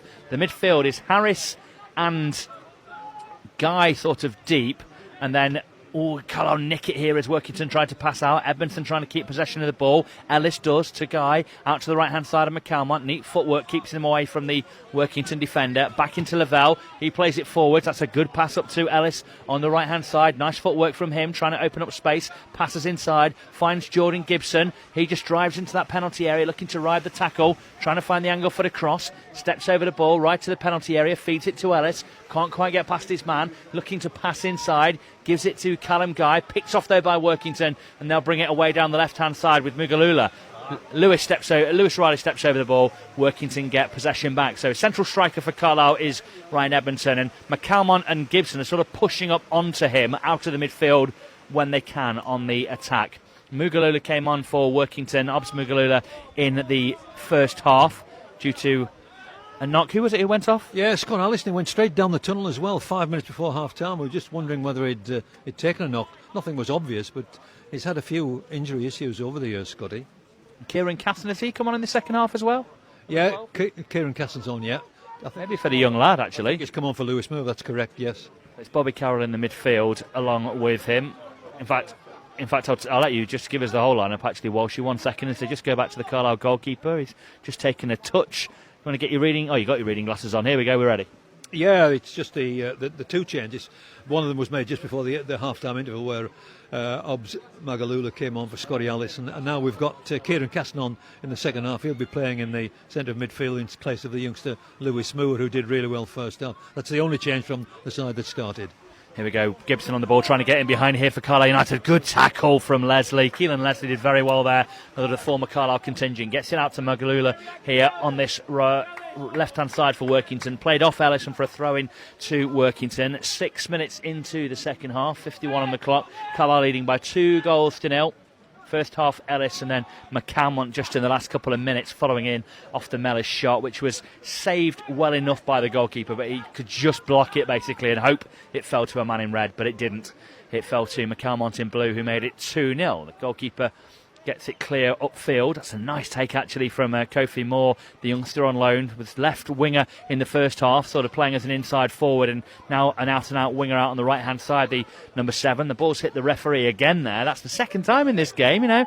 Don't know if there's an assessor here today, a championship referee getting involved in the play twice, Walshy? Yeah, definitely, and it gives it to Workington who get position right away. Let's say that everyone's allowed to be rusty at this stage of pre-season. Other than that, we barely noticed Anthony Backhouse in the middle, which is just what you want from the referee, as Magalula manages to skittle past one man but can't get past another. Carlisle win the ball then on halfway. Guy sends it out left-hand side. Good tackling back from Moore. Wasn't sure the goalkeeper whether he could pick or not. The referee gives him the nod, and up he takes it into his grasp. Good work there from Moore. I'm quite impressed with him, actually. There are a number of players. The right-back was lively. Obviously, young Moore in midfield, one of the two Moores in that first half, Lewis Moore, but Kofi Moore's been quietly productive as well. Yes, he's done well. I mean, he hasn't had a real run. He's one of these players who likes to run the opposition, apparently, and Oldham think a lot of him. He's direct, when he gets a pace up, he's quite pacey, but we haven't seen much of that in an attacking sense. But he's worked hard when he hasn't had the ball. One thing we haven't talked about, Chris, as well, just aside from the football here, on Tuesday night ahead of the Gretna game, it was the funeral of one of your old friends at the football club, David Wilkes, one of the various people speaking at his funeral, including his kids, Mick Wadsworth as well, speaking there as well. It's a horrible time for family and friends of David Wilkes, but it must have been lovely for them to see how loved he was by the community coming out at that funeral. Yeah, you know, it's horrible what's happened. You know, as you say, the amount of people there, how many people were there, the queues, even supporters. 1 second, Gibson with a chance to shoot. Here it goes. Oh, what a strike that was. Rattled the post. Another chance now across the face of goal and into the bottom corner. And there you go. It's the third goal. Well taken by Jordan Gibson. Both efforts there. One hit the post. Keeper, a spectator, bounced off somebody, fell back to Gibson. He tucks it away for 3-0 to Carlisle United here, just shy of the 55th minute, 54 on the clock. Carlisle leading 3-0 here at Workington. And just finishing that point, Chris. No, but just on the goal, great strike from Gibson. That smashes against the post, comes back to him, and you know, because he's hit the first one so well, he's going to change the direction of the second one and arrows it into that net. But yeah, you're on about Wilkes here, you know, what a turnout. A lot of people came from all over the country, which was massively telling to him. And I thought his daughters, you know, the bravery and how they spoke, you know, that was, everyone was just so probably proud of them as well. So yeah, it was a horrible time. It's been a horrible time, but he's at peace now, and hopefully his family, you know, have got supported and have got, you know, people around them, which I know they have, and I know the club are rallying around, and I know every ex-player and every friend of David Wilkes is there for the family when they need them. Mick Wadsworth talked a lot about his relationship with him, but he talked about his conversations with him about politics and philosophy. Do you ever have a philosophical conversation with Wilksy? No, we talked about Barnsley a hell of a lot, because when I walked through the door, obviously I'd just signed from Barnsley, and he was wanting to know if the nightlife was still the same, which I could definitely inform him about it was. And that's how we you know, formed that bond with that. But he's just been someone around town and around Carlisle who you go and see, and exactly how everyone described him. A twinkle in his eye, a smile, laid back, but some very good views on football and philosophies, etc. You don't stay in the game that long if you don't know what you're talking about. Yeah, and that is absolutely it, isn't it? The lifespan he had in football was absolutely incredible, and shows how well thought of he was all over his career. Workington on the ball at the moment again, trying to play out under a bit of pressure from Carlisle United, who now leads 3-0. United have nicked it back again. Jaden Harris almost broke in a moment ago, but was adjudged to have fouled his man. The on loan Oldham winger there doing well for Workington, keeping possession and getting into their right back. Roxburgh on that right hand side, lifted forwards in search of Mugalula. Harris gets it out though to Mellish, left of the Carlisle defence, and back in towards goal it goes. News coming in on the attendance, by the way, here 1,523 in the heavy rain at Borough Park. You think they'll be happy with that, Walshy? Oh, very much so. Yeah, I think they were worried that the way the day had worked out that it wouldn't be very good, but that's excellent in the conditions. Yeah, 1,700 odd I think they were at Annan for that first game a week ago on Friday, but it was a gorgeous sunny night, and despite the traffic, a lot made it to that one as Ellis trying to break forwards here for Carlisle.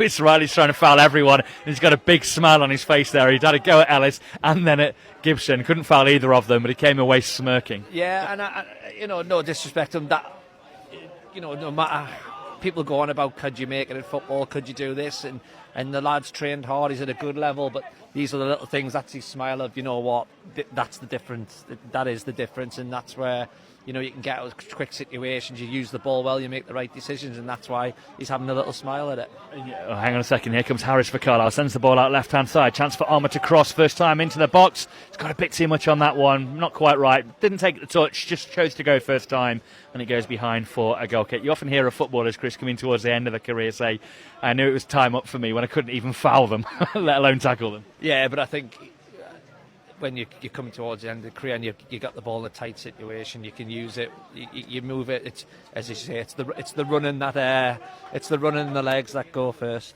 Yeah, it certainly is, and I'm not for 1 minute suggesting Riley, by the way, is coming to the end of his career, but just a different stages. Change here for Workington, John Walsh. Yeah, Greg McCarriger's coming on for the skipper Connor Tinian. That'll be his first. He's missed the first two workouts. Former Carlisle player, of course, when he was a youngster, getting to the 32, 33 age now, and prepared to go around one more time, but missed a lot of games towards the end of last season through one little niggle or another. So feeling his way back into the new season. I noticed that he was playing as an anchoring midfielder now, no longer the forward of yesteryear. Yeah, left winger, a very, very skillful left winger. Oh, here's Moore on a good. Yeah, here comes Moore trying to play it through towards Mugalula, but he can't quite get enough accuracy on that. The goalkeeper able to come out and clear for Carlisle. Workington pick it up again. Offside flag goes up against Ryan Evanson. The referee will play on here. Flag's going to stay down. In the midfield here with Workington, crossing back to Barrow. Preston with Adam in a moment, but Workington just looking to have a go at Carlisle here to see if they can get in behind them. Bobby Carroll pops it square. Out in the midfield it comes, not quite on to pick out the left back, so it goes forwards to Mugalula. Manages to work it into Leslie, the left back here. Space to get the cross in, off his man, and it goes behind for a corner to Workington Red. So we'll just take this in and see if Workington can make anything of this, and then we'll cross over for the latest phase of Barrow against Preston. But yeah, Workington corner, neat play actually there, and you could see them just looking to work that ball to Leslie, and he did well to get the corner. Yeah, he did. It was back doing the tackle. He did really well to get the block in of the cross, but both players did really well there, trying to get the cross in and get him back to block it. 59th minute of this match then on BBC Radio Cumbria Sport. A Workington corner. Can they get a goal that their fans would love to see here at Borough Park? Here it comes in towards goal, headed away Huntington. McCalmont underneath it, under a bit of pressure. He's played it back to a Workington man. Carlisle appealing for something. The ball's in the end gone behind, and it is a goal kick to Carlisle United, who leads 3-0 here at Workington. Dylan McGeoch's about to come on for them, as is another change straight in coming on for Carlisle. Taylor Charters here, and a load more actually. Max Kilsby coming on, and also Jack Robinson. We'll let you know in Ben, it's possibly all of them. All of the rest of the bench coming on for Carlisle. We'll fill you in on that when we're back from Holker Street. 3-0 though here, Adam. Yeah, welcome back here to Holker Street, where Barrow have just made their wholesale changes for the second half. They're giving the players a good hour to impress, and they certainly have done that, leading by 1-0 against this strong championship outfit from Preston. They've only made the 3 changes that they made at half-time so far. Those changes were Jordan Story, Kean Best and Mikey O'Neill coming on in place of Patrick Bauer, Jacob Slater and Kit Nelson. Barrow, as I say, have just made wholesale changes. I think only Paul Farman remaining on the field at the minute, just looking across to see who else is still out there. But the wholesale changes that Barrow have made have seen a debut for Emil Aqua as one of the highlights from those changes. He's up front alongside Courtney Duffus at present. So it's Paul Farman in goal, a back 5 for Barrow with Ben Whitfield, a trialist George Ray, Mazida Gungbo and Junior Tientia, who has come on as well. Then it's Sam Foley in the centre of midfield. Robbie Gotts is there, and another trialist in the centre of that midfield, with that front two, Courtney Duffus alongside Emile Aqua. So just Paul Farmer remaining on the field from the starting 11. Barrow got themselves a free kick midway inside the Preston half, over towards the left hand side. Mazida Gungbo is the man standing over the ball. Once again, plenty of options going forward for Barrow. Preston with everyone back to defend. Ben Whitfield has just come back and he's going to be the man to deliver this free kick into the box. And it's a good delivery. In the end, it's taken well by Freddie Woodman in the Preston goal. Rolls the ball out, and it's Alan Brown who's going to push forward now from midfield. Carries it into the Barrow half. Still going with it, the Preston North End captain. Knocks it into the feet of Robbie Brady. Brady shapes up to shoot. Does shoot in the end, and in the end pulls his shot far wide. Out of play it goes, and it is going to be a goal kick to Barrow. Still leading by 1-0. If you just joined us, that goal coming on the 5th minute of this game. David Worrell grabbing it after a good team move. Eventually Jed Garner putting it across to the back post for David Worrell to tap in from close range. Barrow certainly created a lot more chances, especially in this second half, where Freddie Woodman had to come to the aid to prevent Elliot Newby just before. As Agungbo throws the ball down the line, and it's Courtney Duffus who collides with the Preston man there, goes to ground. Diaby impedes, and it's going to be a free kick to Barrow. Good position out wide on this left hand side. Another chance for them to deliver this into the penalty area. Ben Whitfield again coming across. It's certainly been a bit of a feisty encounter in this second half. Worries that it may have started spilling over at one point. There was a coming together which Brad Potts had to intervene, had to grab hold of the Barrow forward Jamie Proctor to pull him away from maybe making a bit more of a nuisance. Barrow got an opportunity here now to try and double their advantage. Ben Whitfield just waiting to take the free kick. Plenty of players inside the penalty area again for him to aim for. It's delivered in towards the near post. It's a good block cleared away by Preston, picked back up again by Ben Whitfield. Now Mazida Gungbo. George Ray gets it under control, flicks it into the box. Courtney Duffus pulls it back into the path of Emile Aqua. Does get his shot away right across the face of goal in the end. Comes back to Courtney Duffus, delivered into the penalty area, and eventually Preston managed to get the ball away. Almost an immediate impact there for Barrow's new arrival. Brad Potts now carries it into the Barrow half, keeps it in play, knocks it into the feet of Ryan Ledson. And now it's back with Bambo Diaby.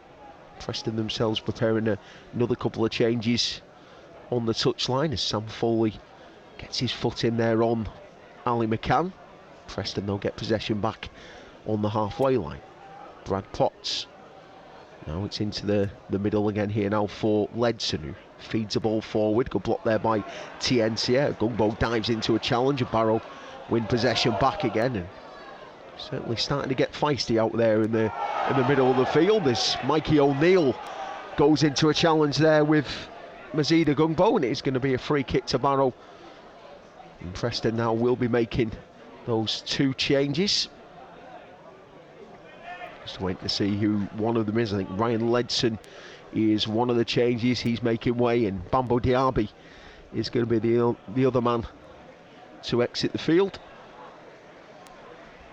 Still 1-0 to Barrow here on BBC Radio Cumbria Sport. Played just over 20 minutes in this second half.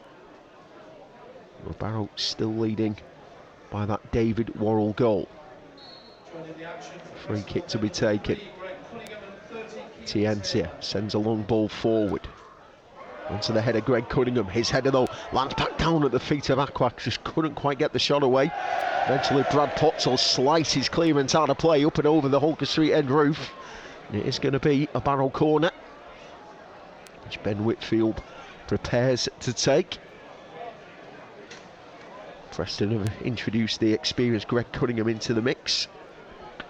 Cian Taylor also coming on there. The two further changes that they've made in this second half as Ben Whitfield sends the corner into the box, fizzes right across. Eventually it's cleared away. I think it was Alan Brown who managed to get a touch to prevent it from landing at the feet of Aqua, as Barrow again cross, and again it's blocked behind for another corner. Keeping the pressure coming here in this second half at Holker Street. Once again, a reminder of the attendance, 2,026, boosted by a great travelling support from Preston for this afternoon's game here at Holker Street. As Ben Whitfield sends the ball into the box, headed away by Greg Cunningham. Robbie Gotts gets it under control, finds Ben Whitfield again now on this left-hand side, goes towards the touchline, tries to deliver. It's blocked by Cian Taylor, out of play for a Barrow throw. Deep inside the Preston half on this left-hand side. Of course, Rory Feely no longer on the field for one of his trademark long throws. Mazida Gungbo is going to be the man to take this one. In fact, he's left it now, and it's going to be the trialist who's going to take this throw in for Barrow. One of the potential B team recruits, as Pete Wilde keeps referring to them. Trialing his third appearance. His throwing goes into the box and eventually it bounces out of play, and it is going to be a goal kick to Preston as Freddie Woodman retrieves the ball from behind his goal. Knocks the ball out now, and it's carried forward into the feet of Cian Best. Best clearance ricochets off Robbie Gotts, goes out of play for a throw into Barrow, which to Preston, which Rory Brady takes. Comes back to Greg Cunningham. Cunningham knocks it out to Jordan Story. Now back to his goalkeeper Woodman as the rain continues to fall here at Holker Street. Back out he goes again to Cian Best, being put under pressure by Robbie Gotts. Gets it into the feet of Greg Cunningham, and now he pulls the ball out to the right hand side in Jordan Story. Good challenge there by Mazida Gungbo. Eventually the ball is touched back to Freddie Woodman. So we're in the 24th minute of this second half. Play just being interrupted because Mazida Gungbo is down receiving treatment. But yeah, 24 minutes played in the second half. Barrow still leading here at Holker Street by 1-0. Back to Borough Park. Workington Reds against Carlisle United with James, Chris and Walshy. Yeah, many thanks. Welcome back. Still 3-0 to Carlisle United. Jordan Gibson with that last goal after strikes from McCalmont and Ellis earlier in this game. All the changes made by Carlisle United when you were just with us last, just at the end now. Go through the... Well, so many changes that I might as well just tell you the team that's on the pitch. But Gibson's chasing after the ball here as Carlisle hunt for a fourth, nearly squeezed it into Taylor Charters going into the area. Joe Garner brings the ball down, Canley on his chest on the left of the area, looks out to the back post for Ben Barkley but misses him completely just as Chris was applauding him. So the back three, Kilsby, Max Kilsby's playing in the middle of the back three, Whelan to his right, Mellish to his left. Jack Robinson is now left wing back, Ben Barkley right wing back, Dylan McGeoch in the midfield along with Jaden Harris, Taylor Charters, and then Jordan Gibson playing off Joe Garner. So Gibson looks like he's doing the 90 minutes here this afternoon. I suspect that when we get into the game at Gateshead against Newcastle's under-21s next week, we might see Danny Butterworth coming on and relieving him a little in that role, maybe even starting in that game. They've got a week up in Scotland next week with no friendly in front of the eyes. They might have a behind closed doors one. Here's McGeoch on the ball. Good ball to Garner. Edge of the area. Works his man right and then left. Trying to get the angle for a shot on his left. The defender did very well to clear for Workington. 70th minute just into as Malish tries to maraud forwards. Workington nick the ball though and will try and break away down the right hand side. Found Riley. They've had a lot more actually since the changes. Riley's been more prominent as well. They've been a much better territory, Workington, further up the pitch, pressing more at Carlisle. And here comes McCarriger on the ball on the right-hand side, passes it inside to Kofi Moore. He comes over to Leslie, not a good pass, though, from the teenager on that occasion, and it allows Carlisle to break out. Workington intercept, though, again, but Carlisle win it back once more through Charters. McGeoch just linking things in the midfield there, taking it on his outstep, passing inside on his instep into defence for Kilsby. Showing decent versatility, isn't he, Kilsby? Played left of the back three, left wing back for Allen last year, where he scored 2 great goals in the playoffs, and now centre of the back three with Huntington going off in the raft of changes 10 minutes or so ago. And it's nice to see him, Chris, just showing all the different roles he can play in. Yeah, good size as well, and that loan move would have done him the world of good. Not sure what the plans are for this season, but I know there'll be takers for him. But yeah, middle of the three now, talking, getting people in good positions and look very comfortable when he's had the ball. And it just comes down to simply now whether Paul Simpson thinks that he can be an option and keeps him around the squad, or whether he maybe loans him back to Peter Murphy at Annan now that they've gone up a level, playing at a higher level than last year. Yeah, of course, that's the decisions to be made. I think, as you say, it's about looking at what he's got, what he can bring in, and what Max Kilsby can bring to the table. But at the minute, he's done himself absolutely no harm at all going out to Annan and having that successful loan period. Danny Butterworth, the sixth signing of the summer. They seem to feel like they want at least three more, Carlisle. Definitely more in the forward options, clearly needed, seeing as Ryan Aronson and Joe Garner are essentially it at the moment. Yeah, I think there'll be more discussions, there'll be more people coming in, and I think the loan market will be utilised as well. I think the thing with the loans is that managers are still using their youngsters or whoever for pre-season, getting games and making sure there's no injuries, and then when it comes right close to the season, that's when people start to release players, and that's when we'll see a bit of movement. One player who's not on those younger side of things for Carlisle playing today is Kai Nugent, who we saw down earlier with a bit of a boot on, one of those protective boots, though obviously done something to his left foot, it looks like. Yeah, I think there'll be precaution, hopefully nothing too serious, but he started the season really well. He'll be up for a loan move, I would think. Looked very sharp, but it's all part of his development. Hopefully it's nothing too serious, as I said. At the moment in the game, we're in the 72nd minute, and Obs Mugalula's just gone down in the centre circle, and the lino in front of us just held the flag up there, so I'm not sure whether this is a change for Obs or for someone else. But just keeping our eyes on that. It's the number 16 coming on. That's Zach Lester. Well, is it Hayden Tate or is it Zach Lester? Because there are two 16s listed. Yeah. It's one of the 16s is coming on. Sam Smith's gone off. A few more changes for Workington at the moment. Zach Lester on, Smith off. That might be the only change. And there is another one here coming as well. There are two 16s on that bench who are trying to work out exactly who's who. Might just be the one change, actually. I think the other players might just be coming over for a drink. Yeah, just coming over for a drink. Certainly Sam Smith's gone off, I think. It doesn't look like Mugalula's carrying on here. Looking at the way he's coming off with a Visio, Walshy, which isn't great news for the man who's come on. He came on for what looked like an injury potentially to Scott Allison, and now the winger himself has picked up something. He's just walking a bit gingerly on that right-hand side. Can't tell whether it's potentially groin with him, maybe. He's just pointing out to something on the pitch there. He's tweaked or twisted something, and his afternoon's certainly done. Yeah, it certainly has. Yeah, he's lively. He always has been since we've seen him. When he's got his chance in the first team in the league, though, he hasn't really, done what is shown in the county cup matches. But there's definitely something there. There's definitely a player to get out of. And Trialist 2 has just come on there. That's the number 17. Do we know who that is? Yeah, that is. We've had him before. That's so of Carlisle United. That's Connor Hamill. Played at Cleedemore Celtic last season. The interesting one is the 16. One of the 16s, Hayden Tate. I think we've signed him after being a trialist. He played at Penrith last year, but that's all we know. We just found out that before the game, and that's all we know of him at the moment. I think that's him that's on now. Right, Taylor Charters just won the game nicely there and plays it up into the midfield, and it's just turned away in defence there. Someone telling us about the culinary offerings. Here is Jordan Gibson's choice down the ball. Goalkeeper sharp off his line there for Workington.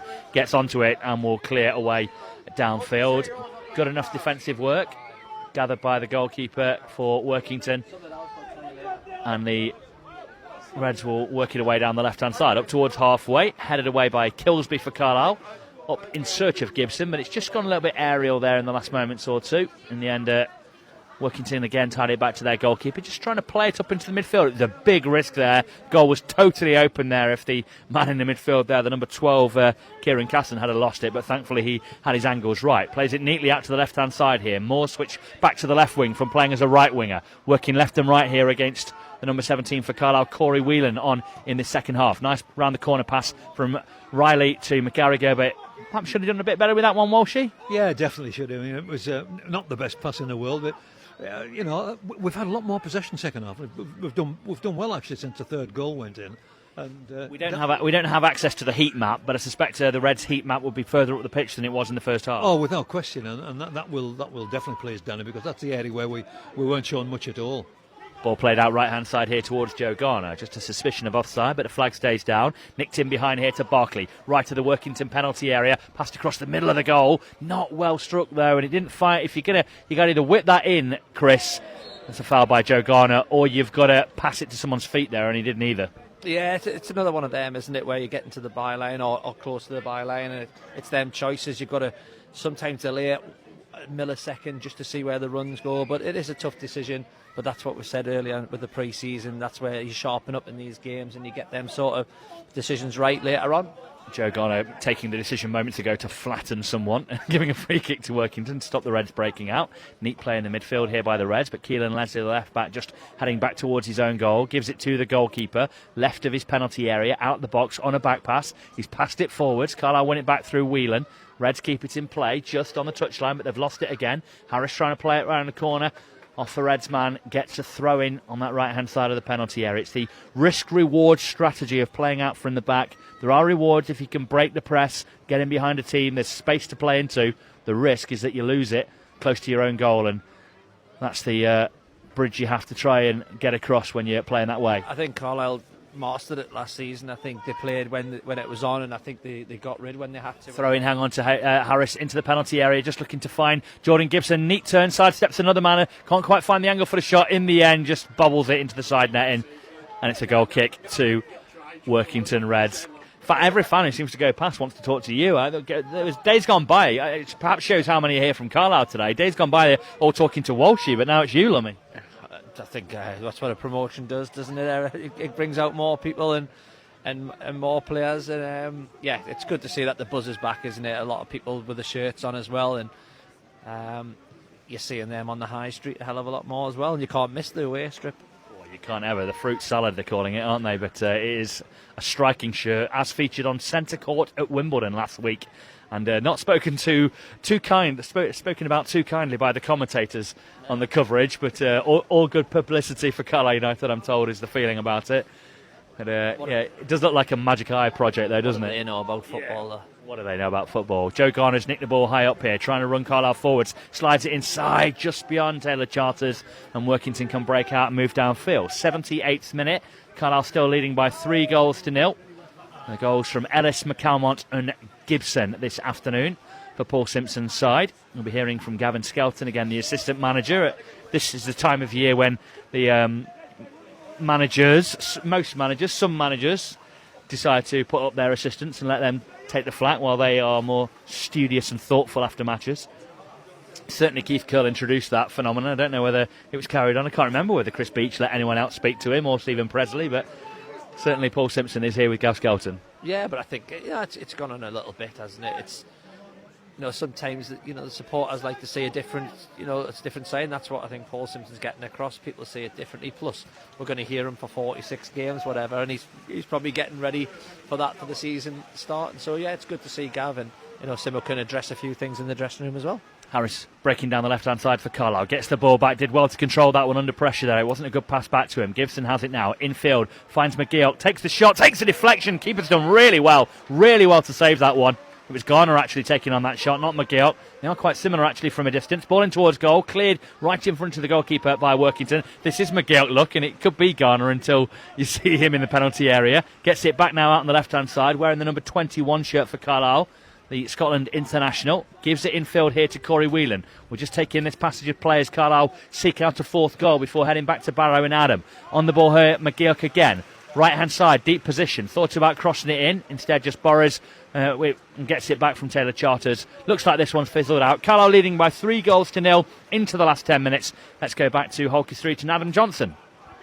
Yeah, thanks, James. We're into the final 10 minutes here at Holker Street as well. Barrow still leading by 1-0. Preston have made a few more changes since you were last with us and have certainly created a couple of good opportunities. The best one coming to one of the second half subs in Felipe Rodriguez, who had a great chance one-on-one with Paul Farman before pulling his shot wide into the side netting, much to the delight of the Barrow support in attendance here this afternoon. As Preston come forward again now with Kean Best carrying the ball forward, knocks it, plays a 1-2 in fact with Kamara. Comes back out again now here to Caden Kamara, now into the feet of Mikey O'Neill. Carries it towards the edge of the penalty box, still going with it. O'Neill pulls the ball back, comes to Caden Kamara, his shot is blocked. Another shot comes in, this time from Noah Mowini. In the end it's out of play and it is going to be a corner to Preston. Starting to mount a little bit of pressure on that Barrow goal as this game progresses. And as I say, we're into the closing stages here. We've got about 8.5 minutes plus stoppage time remaining here at Holker Street, with Preston still trailing here.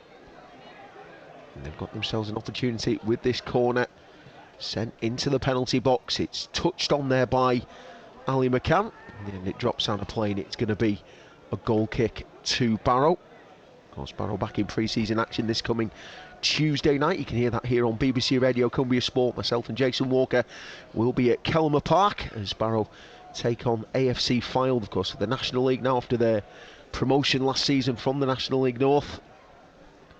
They'll be the hosts for Barrow in Pete Wild's 4th game of this pre-season.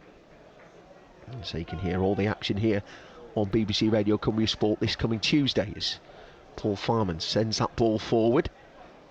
Looking there for Courtney Duffus. Emil Aqua battling away there and felt that he was dragged down there, but referee not interested, waves it away.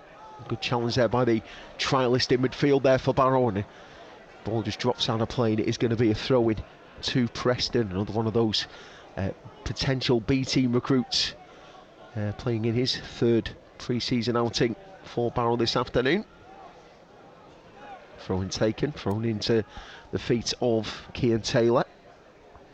Now Greg Cunningham, Preston trying to play it out from the back, and it's Cian Taylor knocks it into the feet of Cian Best, who carries the ball forward now here for Preston. He's got Kamara outside him. Kamara now on this left hand side, bring the ball forward, gets towards the edge of the box, still going with it. Caden Kamara now into the feet of Noah Mowini. Preston with Jordan Story now, knocks it out to the right hand side. Barrow pressing well, but good spell of possession here from the Championship side. Into the middle it goes again here now for Mowini. Good ball forward out to Kamara on this left hand touchline, brings it towards the edge of the box. Inside it goes now for Taylor, now back out to Best into the penalty box, pulled back to Cian Taylor. Shots from distance, it's a good block. Picked back up again now here from Cian Best on the edge of the area, and the centre half takes another shot, which again Barrow managed to clear into the feet of Courtney Duffus. He gives possession straight back to Preston though, once again bearing down on that Barrow goal. Carried forward down this right hand side with Josh Sheary. Ball goes into the box and Paul Farman takes it very well at his near post, keeping Preston at bay. Closing stages here at Holker Street into the final 5 minutes, with Barrow still leading by 1-0. Carrying the ball forward now with Junior Tientia. Good run there from the Barrow defender into Courtney Duffus. He tries to lay it back to Tientia. Gives possession away, then commits a foul as he tries to win the ball back. It's going to be a free kick to Preston, which is taken quickly, knocked out to the right hand side for Jordan Story, who carries the ball forward, gets it out to Josh Seary on the right. Back inside it goes now to Ali McCann. McCann into the feet of Noel Mowini, now laid off to Cian Best. Towards the edge of the penalty area here now for Preston. He's got Kamara outside him. Kamara, back it goes again to Best, into the box it goes. Preston pushing on, goes down in the penalty area there. Referee again waving it away, and Barrow clear it away through Robbie Gotts. Emil Aqua using his strength there against Greg Cunningham, but the referee feels that he impeded the experienced centre half, and it will be a free kick to Preston, which they take quickly. Out to Cian Best, again carrying it towards the edge of the box, but his ball forward will run all the way through to Paul Farman in the Barrow goal. Still Barrow leading 1-0, their 3rd pre-season encounter, as things stand on to making it 3 wins from 3 in their preparations for that opening game of the season on the 5th of August, making the trip to Prenton Park to take on Tranmere Rovers. It's Paul Farman's ball forward again, just bouncing ahead of Emile Lacroix and then just loops over his head. And Preston will pick possession back again with Ali McCann. Into the feet of Jordan Story. Now it's out to Cian Taylor. Now Josh Seary. Back it goes again to Jordan Story. Back out to Seary. Now Story again on the halfway line. Preston keeping possession well, but Barrow at the minute keeping him very much at arm's length. Is still on the halfway line now with Cian Best, who brings it a bit more deeper into the Barrow half. Out to Caden Kamara. Jinks away from Robbie Gotts. Still going with it. Robbie Gotts has got back well. Intervenes and then clears it off the feet of Kamara, out of play for a Barrow throw-in. 3 minutes or so remaining here at Holker Street. Still Barrow 1, Preston North End 0. As the trialist at centre half to take this throw in here for Barrow. Sends it down the line. It's touched on by Courtney Duffus. Emile Lacroix will just roll off the shoulder there, trying to pick up that loose ball. Eventually battling away, and it's forced it all the way back to Freddie Woodman in the Preston goal. Knocks it into the feet of Greg Cunningham. Now Cian Best bringing the ball forward, knocks it into the feet of Caden Kamara. Now back again to Cian Best. Touches it back to Ali McCann. McCann sends it across to Cian Taylor. Now out to the right hand side and Josh Seary. Barrow again pushing Preston back to the halfway line. Back into the feet of Seary it goes. Just looking for opportunities at the minute. Knocked out to the right hand side again now here for Taylor. Into the middle it goes. Now Cian Best. Opportunity for him to shoot. Blocked by Sam Foley. Now Emile Lacroix will get a hold of the ball on the halfway line. Turns against Greg Cunningham, who's had the free kick go his way. Barrow certainly feel that it was Emile Lacroix that was impeded there, but the free kick goes against the Barrow forward. And Preston now come forward with Caden Kamara. Into the middle goes the ball. Sam Foley there to tidy up well, and then he gets dragged down by Felipe Rodriguez. And it is going to be a free kick to Barrow. Just taken by the trialist. Spots Ben Whitfield in space, and Ben Whitfield now will sprint to try and get onto the ball. Eventually it just runs away from him. Carries out a play for a throw into Preston, right by the corner flag over on their right hand side. Fourth official with the board in hand. Let's see just how long stoppage time we're going to have at the end of the game here at Holker Street, with Barrow still leading by that David Worrell goal. That goal coming on 5 minutes. It really has been a good pre-season workout for Pete Wild and his side.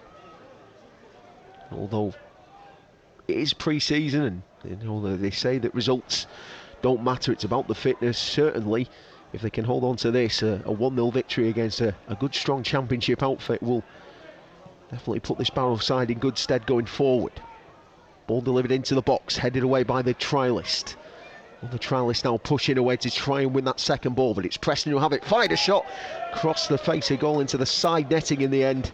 And a play goes. Goal kick to Barrow. 2 minutes of time added on to be played here. BBC Radio Cumbria Sport here at Holker Street, with Barrow leading by 1-0. Pre-season friendly action. They've got a goal kick here which Paul Farman is going to take. Everyone groups around the halfway line. Pete Wild just takes a little glance at his watch. Paul Farman will deliver the ball forward right down the middle, looking for Emile Lacroix, who once again goes up against Greg Cunningham. The ball just bounces away from the pair of them and bounces into the hands of Freddie Woodman in the Preston North End goal. Rolls it straight out to Josh Seary, who carries it to the halfway line here now for Preston. Into the middle it goes to McCann. Now back to Josh Story. Story switches the ball out to the left-hand side. Caden Kamara trying to get there, but Robbie Gotts has got back well. Knocks it back to Paul Farman, who clears it back into the Preston half. And again, Emile Lacroix just trying to get in on the shoulder there of Greg Cunningham, and the pair just collide with each other. So the ball bounces back to Freddie Woodman, who again Releases it out to Josh Syrian. Barrow win possession back again. Knocked out to the left and Ben Whitfield. Whitfield carrying it forward. Gets to the edge of the box. Delivers it into the area. Bounces into the side netting. It's taken the nick off a Preston man, so it will be a Barrow corner over on that left hand side. Clock ticking away. Closing stages here of this stoppage time. We're very much into the last minute now. All time added on. Barrow with an opportunity here, which Ben Whitfield is going to be the man to deliver. Everyone back for Preston. Barrow just left Junior TNT on the halfway line. Everyone else grouped in around the area. It's delivered into the box. It's a deep delivery from Ben Whitfield. Goes out of play. Goes for a goal kick as the final whistle blows. Barrow make it 3 wins from 3 in pre-season with a 1-0 victory here at Holker Street in front of a crowd of 2,026. Davy Worrell getting the goal on 5 minutes, which has proved to be the winning goal for Barrow. We'll get your reaction from the Bluebirds manager Pete Wildman, hopefully maybe one of the playing staff as well. Very, very shortly, but it's finished here at Holker Street with Barrow picking up a 1-0 victory against Championship side Preston North End. Yes, many thanks to Adam Johnson. It's also finished here at Borough Park. A 3-0 win for Carlisle United here at Workington. The goals in the first half, Ellis lashed across the face of goal 10 minutes before the interval. Just a couple of minutes into the second half, after good play down the left, Mellish forcing a save from the Workington goalkeeper and McCalmont following up to make it 2-0. Gibson then hit the inside of the post. It ricocheted out, hit a Reds player, fell back to Gibson. He took a touch to control and then passed it into the bottom corner for the third. In truth, Carlisle could have had others, but the second half, in spite of the fact that Workington conceded 2 goals, they were actually able to express themselves a lot more, John Walsh, getting up the pitch. Yeah, definitely. We saw a lot more of the ball in the second half, but particularly after Carlisle had scored their third goal. The disappointing thing was that the goalkeeper was never tested in the whole 90 minutes. I think there was just about one shot, which was first half, which was wide. But it was the football which I think was pleasing for both the fans and for certainly particularly for Danny Granger. Knocked the ball about as he likes. We're playing against a League One side, remember, who was streetwise in all sorts of ways, and Workington will obviously not play up against the opposition they face today. So a lot of encouragement from a decent performance by Workington, and he got some young lads on in the second half. We've got some good young prospects, I think, on the way that Danny's bringing on the development side, and I think there's a lot that he will feel pleased about going into the next game, I think, which is next Saturday.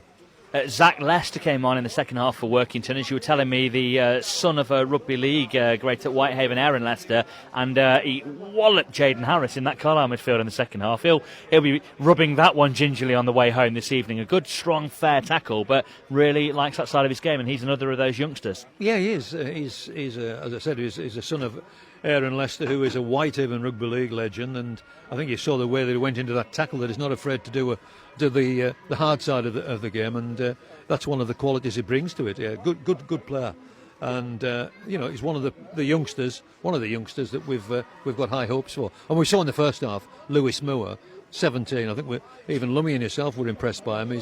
He's got a future in the game, and he's certainly one that Danny will bring on, and he'll bring him on properly, and use him and bring him on, encourage him all the time. Get a bit more on the football in just a moment, but just a bit of breaking news here this afternoon. We've been hearing about the financial struggles of Whitehaven Rugby League Club. John T. Gawley talking about it this week on BBC Radio Cumbria. Also hearing from our friend from the Rugby League Express talking about the situation facing all clubs. Well, Jordan Weir, who is our Whitehaven commentator, is here as well. Also work on the PR side for the club. And some good news today has come to the fore, Jordan. Yeah, certainly. Earlier on this morning, Whitehaven were able to sign a new sponsorship deal, a competition partnership with Bounty Competitions, a nationwide online raffle site who started with Calvin Davidson, who's a Whitehaven lad. So they've been able to sign a partnership with them, which will see immediate investment into clubs, so sort of securing the club's short-term future with the release coming from the clubs. It looks to be a long-term deal. And that's really good news, isn't it? When John T. Gawley, the head coach this week, was talking about the fact that people don't need to worry about next season, they need to worry more about next week. Yeah, I mean, we've spoken to John T. a couple of times, and he mentioned on the interview after the game on Sunday, and also the one we've done earlier this week, that he openly admitted that himself and the coaching staff and the players haven't been paid for last month. I think there has been issues throughout the season in terms of wages not being paid on time, would sort of come to a head in the last few weeks for a number of different reasons. So the players have been playing for free in the last few weeks, and in a sport like rugby league, it takes a lot to do that. So fair play to those who have been doing it. But yeah, just being able to secure the club's immediate short-term future should be able to get them through to the end of the season, and hopefully deal with it moving forward. And one of the other things that came out in a Facebook post by one of the players, there hasn't been a physio as well, a recognised physio since April, which, again, in a sport as brutal as rugby league, I mean, it's hard for the players to show the commitment they have through this period in those sort of circumstances. Yeah, definitely. As you mentioned, a sport like rugby league, it really is brutal. So not to have, they've been able to have physios dip in and dip out at times, but not to have a recognised physio there at training nights on you when you're looking to do your rehab. Jonty Gawley said behind the scenes that he's probably had players missing longer than he would have done if a physio had been there, being able to go through some more rehab with them. So Whitehaven have been doing it tough both on and off the field at times this season, and hopefully this will be a turn the corner for them. And it's Bradford for them tomorrow, hopefully at the Recreation. I mean, the weather's been absolutely hanging here at Borough Park this afternoon for Workington against Carlisle. Hopefully it livens up a little bit for tomorrow and they can get a good crowd, because that's another thing they really need more, is people on the gate at the Recreation ground. Yeah, certainly. Gary Charlton come out after last week's game and has said openly again this week of the club that the break-even mark for the club is around about 1,200. They've probably been averaging around about 850, 900 at times. And it starts with tomorrow, yeah, big game against Bradford. Bradford are one who goes bring a good amount of travel and support, but also it needs more people from Whitehaven and West Cumbria and Cumbria in general to support Cumbria in rugby league and help Whitehaven out of this difficult time. So some good news then for Whitehaven, who have been struggling financially there. Jordan Weir, our Whitehaven commentator, breaking that for you on BBC Radio Cumbria Sport. A new investment into the club, which is very timely and very much something that they need. Just to wrap up then here at Borough Park, for the time being, we will get your reaction from Danny Granger and Gavin Skelton, I think, from Carlisle, and hopefully a player or two as well if we can do here, although we may save those over for Tuesday night's BBC Radio Cumbria Sport show. But it has finished 3-0 to Carlisle United. The goals from Gibson, McCalmont and Ellis. Will get reaction then for you a little bit later on the show with Helen. BBC Radio Cumbria Sport. Yes, indeed. We will hear all those post-match reactions. Also hear from the Barrow manager, Pete Wild, as well, between 5 and 6 this evening. The friendly between Carlisle United and Workington Reds at Borough Park this afternoon ended in a 3-0 away win for Carlisle United. And after the game, James Phillips caught up with the Carlisle United assistant manager, Gavin Skelton, for his reaction. It was a good workout, obviously. Not what you expect pre-season. You expect it to be a bit warm or pitch a bit dry, but yeah, it was like October, November, December night, but yeah, it is what it is. So we've got plenty of work from it, and good workout for both teams once again. Yeah, they really did work you well, didn't they? Got stuck in, had a real go, and as ever with Workington, they take this game very seriously, which is just what you must want at this stage of pre-season. Yeah, it was very competitive. I thought the start of the second half were a bit brighter. I thought we were a bit passive at times first half. It was all nice, and when we were going to get after them, we weren't properly getting after them, and when we were passing, it was a little bit too slow. Did that for the first 15 minutes and got a couple of goals, which was good, and then you change it, and it kind of changes the routine, but it's important everyone gets minutes, and some really pleasing performances. I thought that was the best Jack Ellis has looked pre-season, so that's pleasing for him, on the back of him signing a new contract, so maybe he's taking a bit of confidence from that, so he'll be pleased with his goal and assist. Sam and Hunt and Mel's get a chance to play again, and it just hopefully starts building relationships, so lots of positives to come from the game, alongside a good win and a good competitive game. And I thought our attitude and professionalism in testing conditions was really, really pleasing, the way we stuck at it. Tell us about your new man. He stood right in front of you. This will be embarrassing for the pair of you, but tell us about your new forward come wide man come attacking midfielder. You tell us what he is. He's going to score plenty of goals, hopefully. No, sometimes, he comes with really good pedigree, really highly rated. Sometimes players just need a home, and hopefully we can be his home, and he can feel comfortable here, and he goes on to fulfil his potential, which he's got. Sometimes it's difficult. He's had different loan moves, and it's, his former club Blackburn, where he's been a long time. Sometimes when changes a manager or whatever, you can get a bit lost, because the ones that have come through the system can sometimes get put to the back of the queue sometimes. So hopefully we give him that home, and he comes in and does well for us and for himself. Jordan Gibson and Alfie McCalmont both on the score sheet as well today, just popping up. In particular, I thought Alfie McCalmont just really nicely arriving at that right moment in the penalty area when the ball broke. I don't know, he's a good footballer. You know, once again, I've seen Alfie years ago, and he was always one that caught the eye for Leeds, the kind of under 21, under 23 teams. I'm really excited to see what he can do this year, because we got him last year after, you know, half a season had gone, and it's hard sometimes when you're just training, and he was in out there under 21s because they're promoted from the younger ones to try and push them on. So hopefully with a full competitive pre-season side under his belt and a full season, we'll really see the best of him, because he really is a talented player. Your trialist goalkeeper got named on the team sheet. I don't know how deliberate that was today. As Dan Langley, is that right? From Newcastle. Are you sort of ready to move on the plans with him yet? No, he'll stay with us training. It's difficult because the 3 games he's had, he's not had much to do. So it's hard to, you know, unfortunately he hasn't had to make a save in him. So, you know, he'll carry on training with us. He's done well in training, but no, it won't be a quick process. Like I said the other night, both having a look at each other. Your other trialist wasn't here today, who may or may not be a former Barrow sort of wide midfielder. Is he moved on, or? Yeah, he's moved on. You know, he picked up a slight injury, and you know he's kind of moved on, so he's not with us now. What about Kai Nugent as well? We saw him in front of us with a boot on. What's he done? The young lad just starting to, you know, flourish on the edge of the first team. Yeah, I think he's out for 5 to 6 weeks, ankle injury. I might get corrected by the physio if I'm wrong, but it might be 5 to 6 weeks. I don't think it's serious, but not too serious. And obviously Kai's disappointed. You know, he's started with the first team bright in training in the games, and he'll be disappointed. But that's part of being a footballer, unfortunately. Max Kilsby playing in the centre of your back 3 today. We've seen him in all sorts of roles since his return from that very successful loan at Annan. He probably left side probably suits him better, but just for the balance, what we need to look at a different couple of things. That's how he's ended up in there. But yeah, it shows he can play in centrally or left side and gives us different options.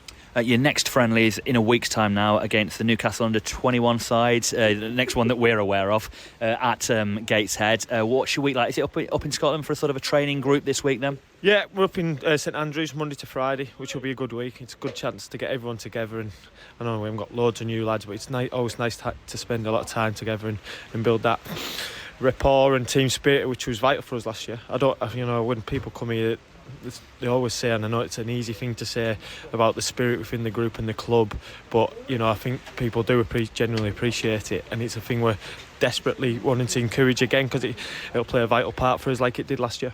And just finally on that, you've got signing number 6 through the door now. Any closer to anything up to 9 or 10 that you're hoping for? Not really, but you never know. Sometimes, like I said, you get things you think you're there, and they leave the bills and are about to sign, and some it seems a bit colder, and it happens. So yeah, it's kind of a bit of a roller coaster with that, but yeah, I can assure people there's lots and lots of work going on, and we're hopeful that we're always hopeful, but yeah, no, we're definitely still keen to add bodies. That was Gavin Skelton, Carlisle United's assistant manager, speaking to James Phillips after his side's 3-0 victory at Borough Park against Workington Reds this afternoon. On the other side of the coin, the Reds manager, Danny Granger, had a word with John Walsh after the game. 3-0 against Carlisle, but again, a lot to feel pleased about. Yeah, it's like I said, coming up against a League One team, full-time team. I'm happy with what we've seen today.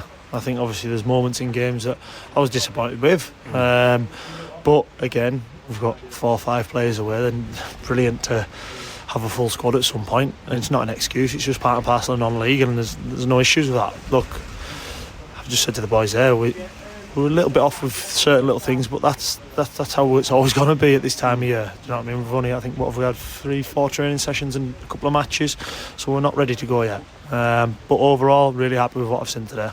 Yeah, and played some decent football. You know, you were all right, particularly in the second third of the game. You know, at the start of the second half, I thought once they'd scored that third goal, we saw a lot of the ball. We used it well. Yeah, we did. I felt like it was a good period for us, as you said there. I thought it was probably about a 10-minute period where I thought we were really good in possession, without really creating anything. But again, the boys are still bedding into how we want them to play, the new lads and things like that. But I was disappointed with a couple of the goals. I thought we could have done better with. But again, this isn't going to make a difference to us between where we finish next season. We need to iron out all these problems before we start against Ashton on the 12th. So today I thought the boys were brave against a really well drilled and high intensity team that pressed us really hard at times, and I thought we found our way out at times as well. So I'm happy with what I've seen today, Walshy. Yeah, and I think your two new lads, Roxburgh and Wallbank, have done well, and I thought Bobby Carroll was outstanding today.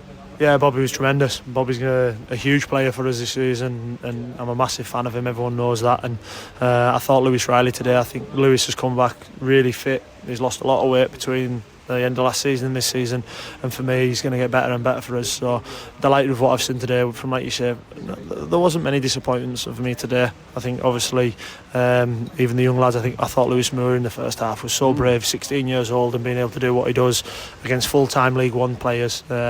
He's a credit to himself. Yeah, he caught the eye of Lummy and James alongside, so he must have been doing well. Yeah, he is. He's a fantastic player. Like I say, I think he's one that in the future will become a really good Reds player, and you never know what else can happen further down the line. But look, for me today, I was really happy with the team performance. I thought Lewis Boyd in goals done really well. The bravery that he showed in possession, Kofi, his first appearance, I thought he done fine as well. And now it's just that's probably the period now of games where we looked at and said Dumbarton ready for the start of their season. Morecambe, even though it didn't happen in League 2, Carlisle League 1, it was always going to be that really tough period of games. Now we're going into a period of games against Carlisle City, Whitley Bays, Penrith, Ashertons that are in and around our level, and that's where we really need to start tidying up with things, heading towards obviously the 12th of August. Just a worrying thing, did Scotty Allison have to come off with an injury? He went straight down the tunnel just before half-time? Yeah, I wasn't feeling very well, let's just leave it at that one. So, unfortunately he's obviously picked up a little bit of a sickness bug somewhere, and wasn't feeling great. He thought he could get through to half-time, but unfortunately he couldn't, but he'll be fine by Tuesday. And Tuesday is the next one, Carlisle City? Carlisle City, yeah. Obviously, I think we welcome Hubbled and Stevie Rigg back as well. We're only missing Dan Wordsworth and Dave Simonton, so obviously we'll be starting to get players back now and really pushing towards obviously a full strength squad. And decisions on trialists? Yeah, I think obviously we've got probably next week, that's when we'll probably make the last ones. Obviously, as I said, one of them has been successful. Hayden, he's joined us, and moving on, obviously we've still got decisions to make on two of them over the next few days. And what about other potential irons in the fire? Yeah, look, there is irons in the fire. We do need. I'm probably looking at another 3 if I possibly can, and whether that's one just maybe after the start of the season, I'm not sure. But further down the line, it is probably around 3 that I'm looking for.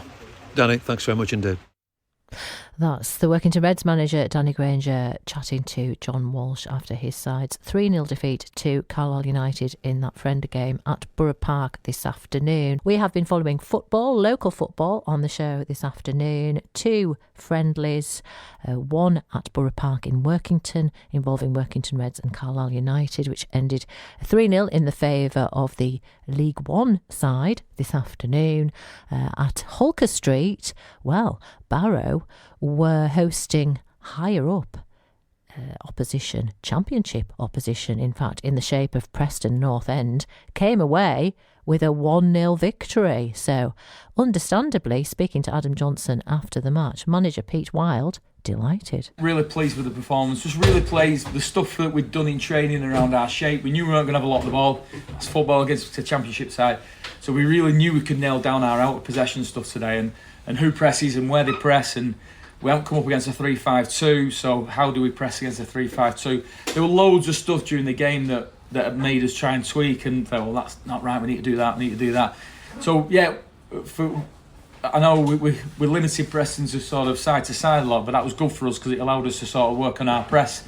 And then in possession, we said we're not going to have a lot of the ball, so when we do have the ball, it's important that we don't just cough it up and we have some good position periods of play, getting down the sides of them, getting the overloads down the side of them, and I think that really worked. And we put up about 5 or 6 clips at half time of stuff that could be a little bit better or stuff that was really good, just to sort of prove to the lads that what we're asking them to do on the training grounds is coming out on the pitch. And yeah, really pleased with the afternoon's work. We've had to clear a couple off the line, we've had to defend for our lives a little bit, had to put bodies on our line. We spent the last 22 minutes with 10 men, which stresses him, and you've got 2 young trialists playing in that as well. And I thought all in all there was lots of different things that came out of the game, good and bad, that really gives me I end the working week really pleased with where we're up to.